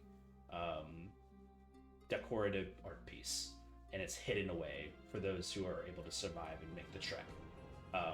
And you see that that's the only real like cute observation in this area, other than the hedge maze itself being a peaceful walk, benches, water areas to get something to drink, and overarching from the maze you can see a tower rises to overwatch the maze, so if anybody were to get lost like legitimately in the maze, someone can go down and help them, but no one's up there. So it seems like it's per call, like maybe a check once every hour type of situation. Epic. Yeah, but you guys find a little like nook in the maze to like, you know, tee-hee in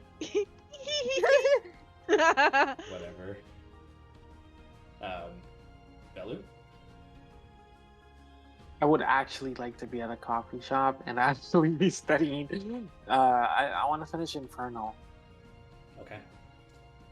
You'd be kind of out the outer ring of Halavar.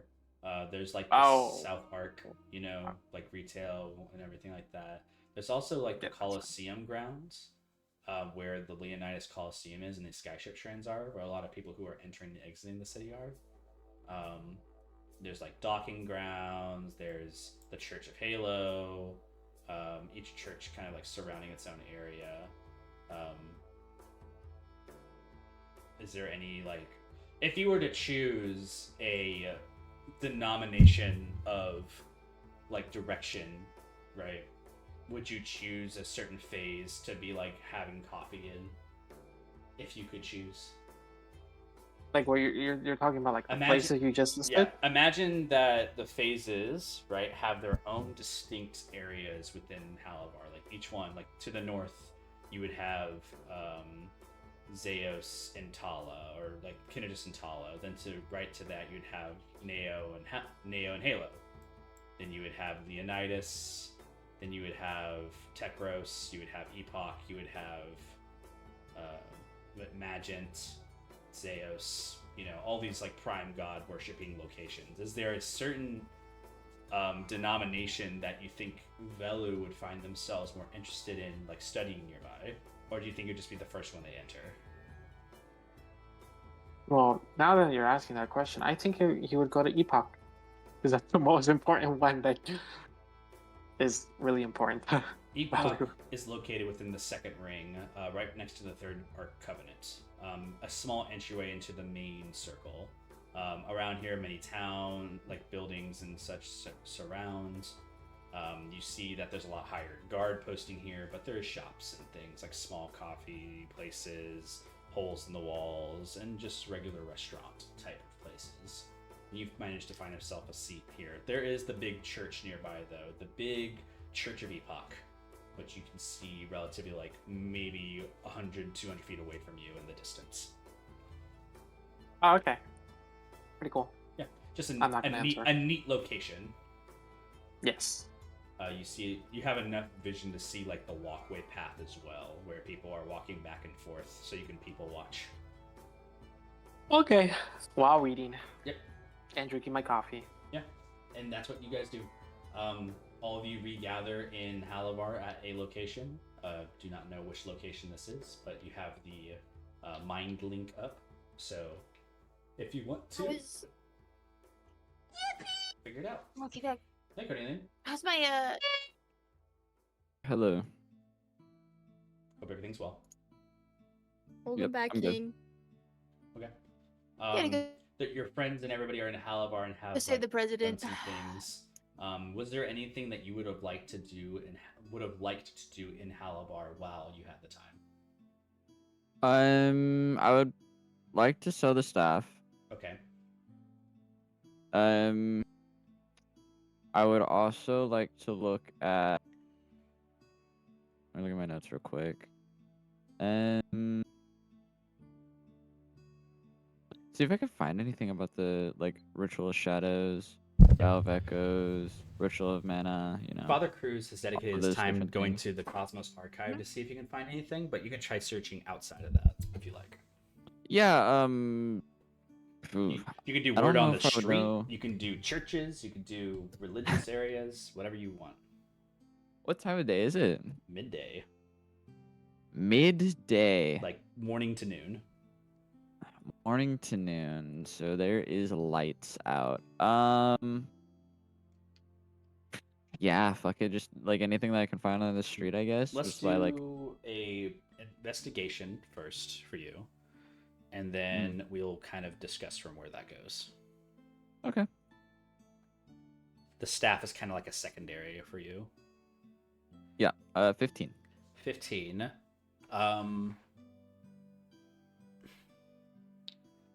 The Church of Kinogis is interesting. Which is like the Triple Eclipse Church. You know, like that's like the phase that's dedicated to the Triple Eclipse.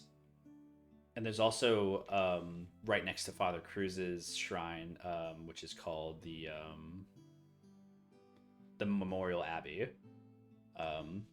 which is, you know, the days when days turn to night. Those two are kind of the most interesting as far as like your birth. You were born during the phase of Kinegis, from what you recall. So you wonder if there is any religious omen to that. So you go and travel to the North Arc of Halavar to find information. During that time, if you're looking to try to sell that staff just on your way, like if you see markets and stuff, If you want to sell it to the open market, you may, or if you're trying to find like a higher bidder, you would have to like travel to the inner circle. I would probably go whatever Cruz's recommendation for is that. I think we should sell it to like I think it's like the bishop because he bought something before in front of us because he was like, I like buying stuff. Sure, Chrome will try to sell to the bishop then. Cool. To get audience with the bishop is a whole nother problem, so we'll deal with that in a second. Yeah. Okay. You go to this church to figure out information. Make a religion check. From their guidance, You are Plus not. 2. You're I got on your 14. own journeys. It could be worse. 14. Ritual of Shadows does not come up in any of the like church like reading. You see there's a lot of books there, and you see that there's a couple of worshippers of the Shrine of Kindergis and what they look like. It's very... How do I describe this? It's very dark in the room.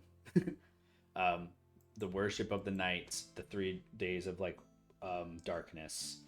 It's kind of weird.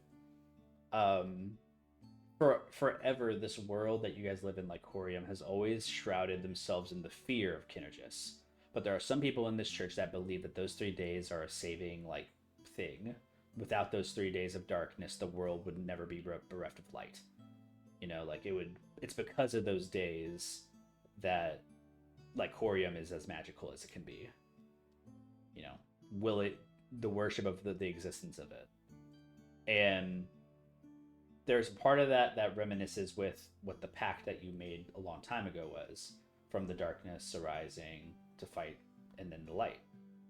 So you kind of align with this religiously. However, there's not enough reading here to give you information about the ritual shadows. No one's doing anything similar. There's no like ritual circles, there's no like Shadowfell like type of involvement. It all seems just religious in practice, not in relation. But it is familiar, I will say. Nothing for the ritual of mana then? You didn't search for that. Here it wouldn't be anywhere. You feel confident that this church specifically would not have anything for that. I look for more things about the ritual of mana and all of that kind of stuff. I'll have you make another investigation check, please. Okay. Investigation 10. I mean, your day's already gone by so much for the 2 hours you spent like walking across Halavar just to get to this one location.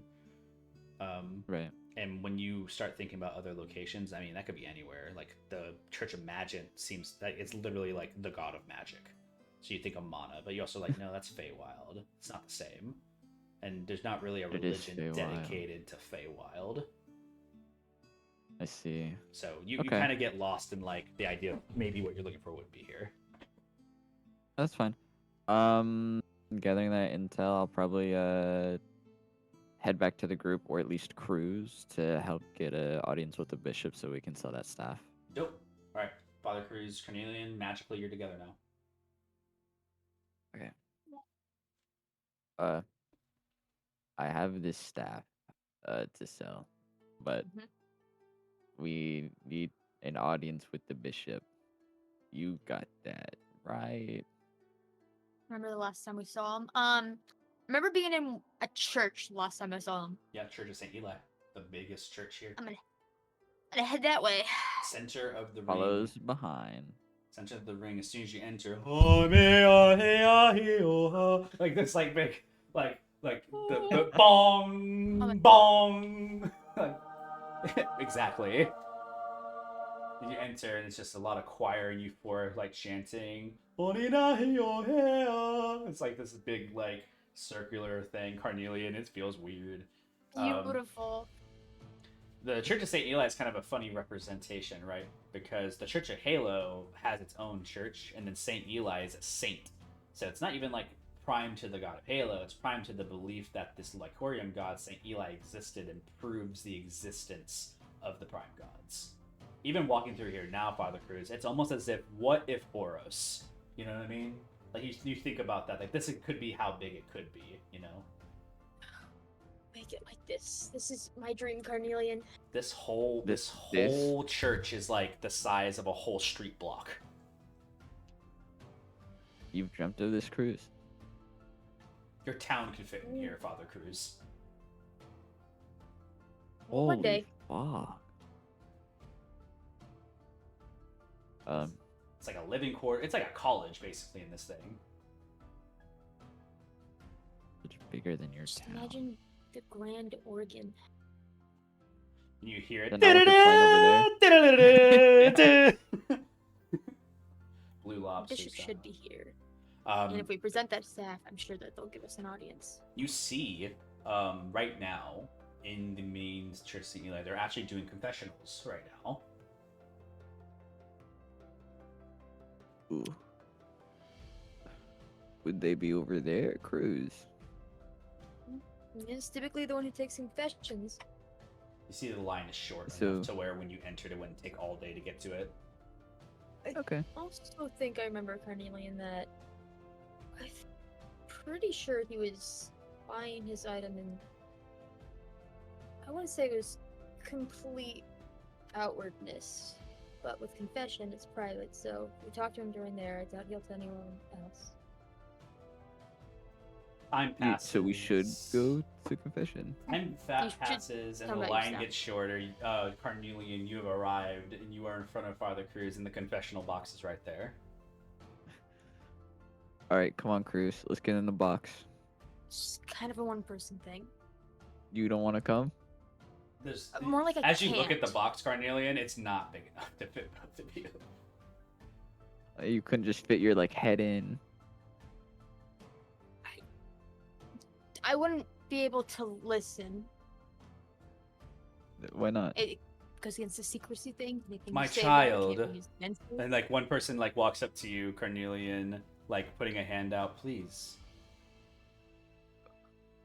Just go in there. Tell him what I told you. Should be fine. Speak your heart. You will not be judged. Can I? Okay. Carnelian goes and sits down and sticks his like hand outside the box. The door closes, the hand gets pressed inside the box. Oh. I didn't know it was a. I thought it was a curtain. No, it's a They got the door. big shit. As the door closes, you're sitting down, and it's dark, but there's a candle lit in front of you. And from the other side, there's a window. The window is like a sheer glass. And you can't. It's like the type of glass it's like for a bathroom where you can't see through it, but you know that there's an image on the other side that's blurred. So it's messing up the vision. You can't see who it is or what it is, but it's a depiction of a person. And on the opposite side of the glass,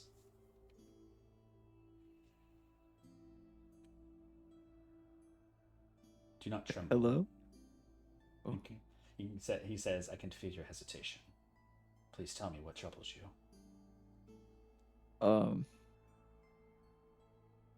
I have this staff to sell. I was told it was that you would want it. My child, to sell things in this regard. Why? What do you fear? It's cursed. As you say, it's cursed. You have cursed yourself. No, I mean, maybe, but like the staff that I'm trying to sell you is cursed, and I was told that this was like a good place to sell it by a Father Cruz. Make a persuasion check with outside, disadvantage.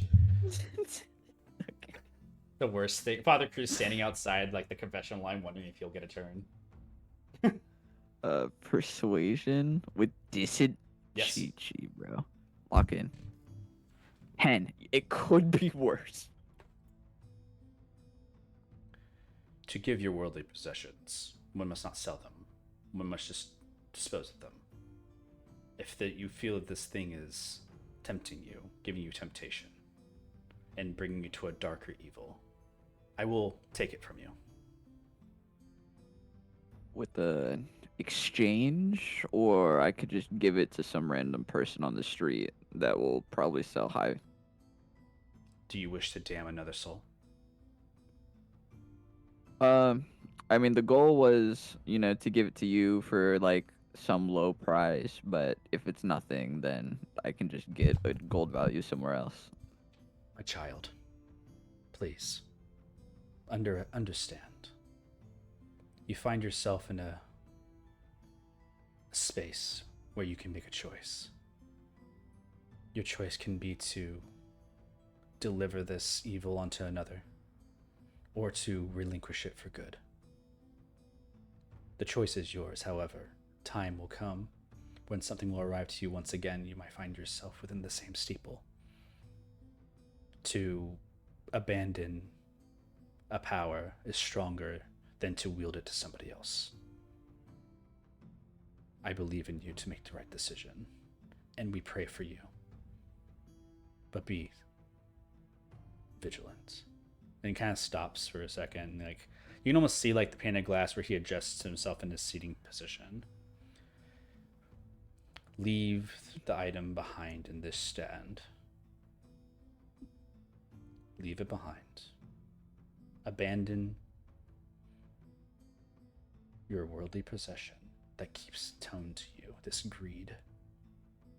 And now you can find yourself in a better place. What do you You have to said do? a lot of words that I was kind of following along with, but I'll give you this option. I already made the choice of coming here and giving you the choice of saving other people with your religion and whatever your beliefs are to buy it. If you don't want to buy it, the evil goes to someone else, and that's kind of your fault. So it's up to you. I have no issue. If you do not wish to atone, if you do not wish to confess, and you do not wish to cleanse yourself of the evils, be on your way. Okay, Karn walks out. You walk out. How'd it go? He didn't want to buy it. He wanted me to give it for free. We're gonna sell it on the market. I'm just like looking at the confession box, like, does my memory betray me?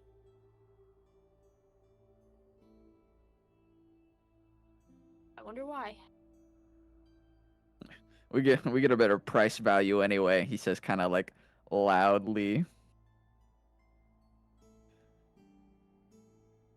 No response. Maybe we can find another rare collection item so that it isn't used. Where was the troll fight at? That wasn't That wasn't Caldora. here, was it? Yeah, okay. I was about to say that wasn't here. Because I know where the black market is there. We're gonna go ahead and cut from What? you guys a scene real quick. Yo, I don't know if you should put it on the black market. Maybe I'll just pay you for it. Let's say this actually. I want you guys to roll a D100. Both of you. Hell yeah. Both of us? Yeah, and I'll let you choose between both the rolls. Oh my god. Yay. Okay, I'm gonna roll this in live roll. And you guys can both decide on which roll you want to go with. Alright, 36 and 65. What are we feeling?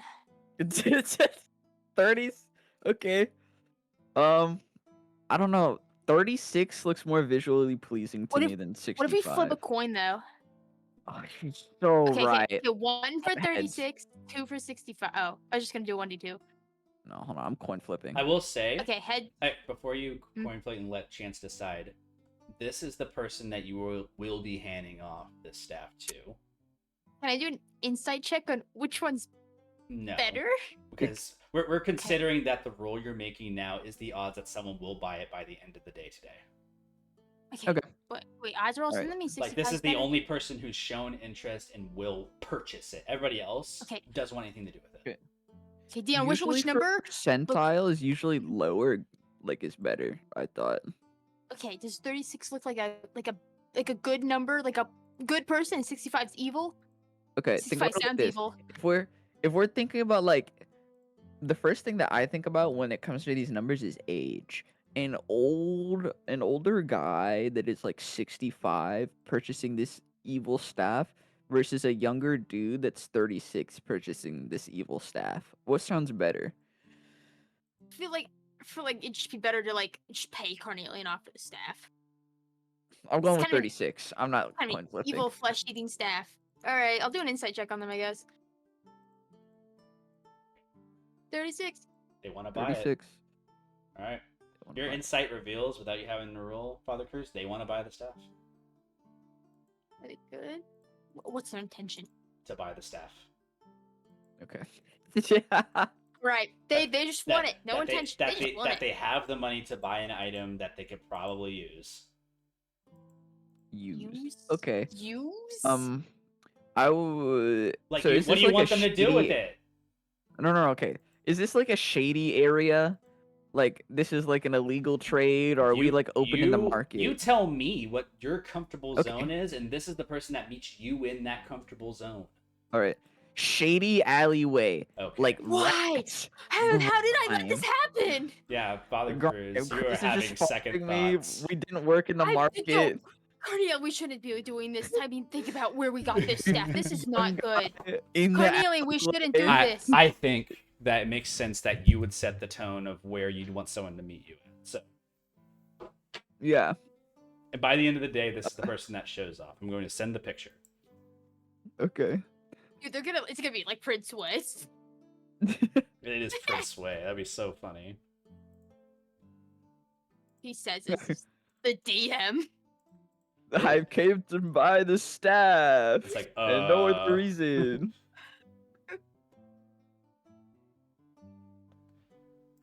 This is the individual that comes to buy the staff from you. And this is the only person, by the way, that would buy the staff. Like, if you do not sell with this person, this staff is yours for eternity. Okay. Like, you will not be able to sell it. And you would have been just right to Okay. give it away. Okay. Please look like a good person and not completely. No, Yeah, that guy's gonna do some evil shit with it. Yeah, That I sucks. will just give you money in the future when I get it. I promise. This is who comes. What's his ask? Yeah. He doesn't ask you. I get You're this there staff. to offer price. I'm the offer price? Yeah, why would, if he doesn't have the money for it, it makes no sense for him to buy. So you need to tell the price. Can I roll an insight about how much this staff may be worth? This is part of the issue, Carnelian and Father Cruz. You guys have no fucking clue how much this 20,000. thing works. 20,000. You don't know. You could Can list I any price right insight the now. value? This is the only person that you're gonna sell to. Say No. 27. Like I'm not inciting him. I'm inciting the You can't- material you're- and the you don't construct of this. insight. You don't no? insight that. Fuck. That's not how that works. Okay. You would need tools. You I would don't need think we should sell a it to him. jeweler's He Tinker's looks tools. evil. Tinker's tools are not gonna tell Okay. you the value of things. He looks evil. I'll give you an Arcana check, maybe. Okay, I'll take it. I'm staring to the sky. Bang. Now. How did I let this happen? Now 1 for a 3. This thing has got to be worth like 50 gold. Cornelia, I'll give you 51 gold for it. 50 gold at least. That's least. 50 gold. You know At what? least. I'll give you 100 gold for it. Okay, hold on. With interest, like Cruise. Hold on. Let me work my magic. Watch this. Watch this. Okay. All right. Listen. Watch. All right. I'm gonna turn to the guy. I'll hold the staff with something in between my hand, like a cloth, Okay. and I'm gonna hold it up for him to look at. I'm gonna tell him, "Don't touch it. Look at it. This is what you're buying." He's much taller than you. He's probably as tall as Father Cruz. Just looking up at him. What should I do?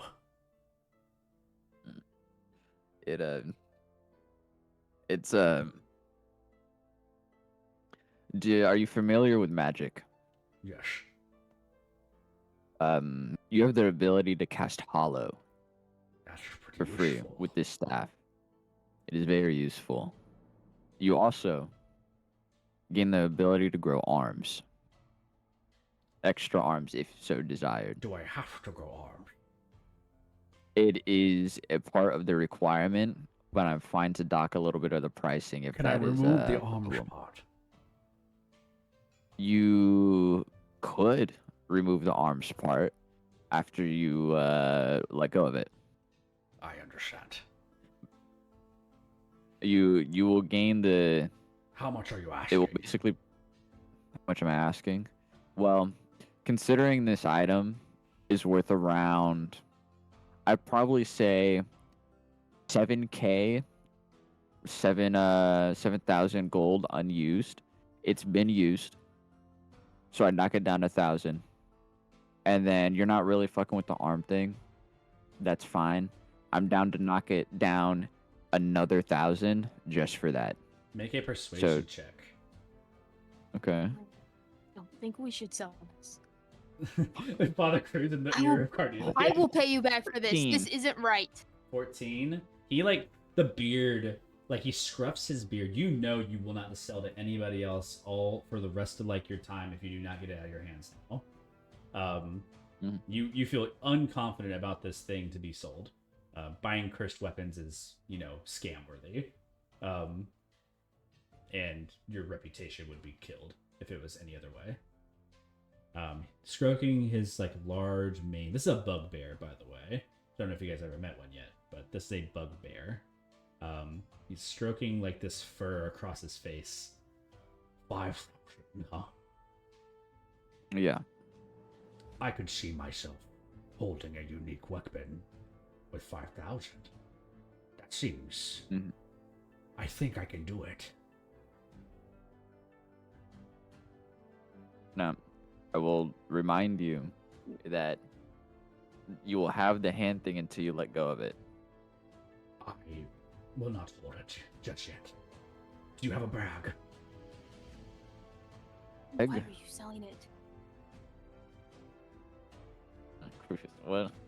You're crushing the mojo right now.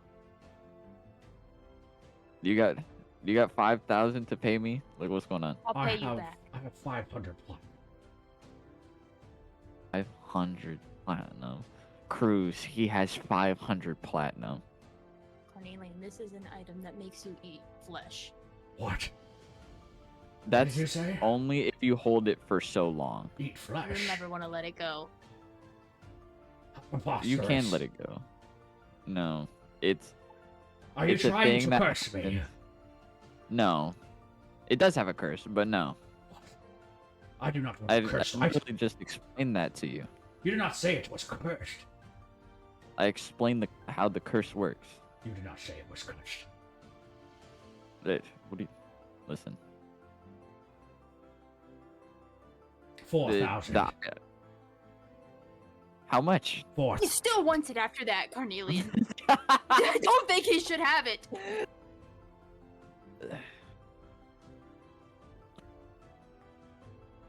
Mm.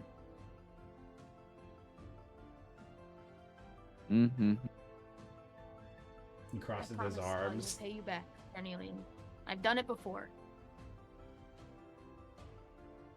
Oh, so you really want to deal with this item again? Remember how it was last time? This item's not my problem. Last time. That'll be our problem this time.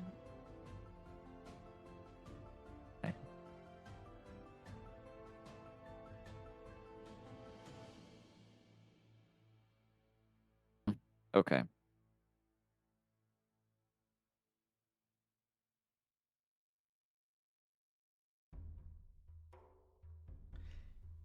You see, he readies his like coins if you're willing to accept an offer. 4,000 4,000. is what he said. Now he knows it's Mm. cursed. He wants it for less. Still wants it. That's the problem. Okay, but we can never sell it again. That's fine. I'll pay you back. Yeah, but like, what are you gonna do with it then? We get nothing from it. I'm going to make sure that nobody uses it. I mean, you don't care either way. You aren't going to use it. You just wanted the money. It's Yeah, a but I get the money win now situ- versus later. Yeah, but I could pay you more. Is Cruz paying Carnelian more? As he gets ready to take the money from the bugbear. I will pay you more. Man, Just not outright, What's smarter? but I still will. it sounds like I have a higher buyer. I can't do 4. He like grabs his money bag and like huffs it to himself. Good luck with whatever you do. And just walks off. I'll do my down payment for now. I will hand Cornelian You guys are 1,000 just gold. you guys are just now you're doing a deal with Father Cruz in the alley. And it looks weird. Okay, you It feels had weird. It 1,000 feels gold in your weird, Father inventory. Holy Chris. shit! I did a good thing. Very well. You owe me, Cruz. What do you mean? I'm cutting from you guys. Ymir, you wanted to go meet up with I hate this Murdoch. I know we're kind of getting late into the session, but I would like to like pick that up on the next one if you want to have like a dedicated like opportunity to speak with them. Yeah, let's chill. I Okay. can wait till next. Cool. The only other things that happen. Go ahead. Never mind. I'll ask after session. Cool. The next things that you guys can do within like this town, like you may need to find rest here for a night if you're staying here any longer, or if you're trying to like just book it to Murdoch's, that will be like basically the remainder of your time is just getting to that area. You could teleport like right outside the area of it if Velo's willing. That's also an option, and that would be reducing your time for travel pretty quick. Sure. That's chill. All right, cool. You guys would start that teleportation. You'd regather that together, share what you learned, etc., and your teleportation would take you all. Let me make an Arcana check for Velo. I'm sure you're going to get guidance, and I'm sure you're going to get advantage. Yeah, let me put my soundboard. The usual combo. Makes me feel good doing that.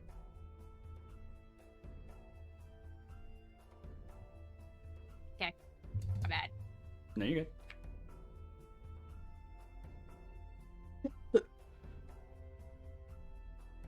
Not 20. You feel confident that you can teleport to Murdoch's estate whenever you please. Gonna write that on my notes. When you nat 20 from now on, I'm just going to assume that you can always teleport there perfectly.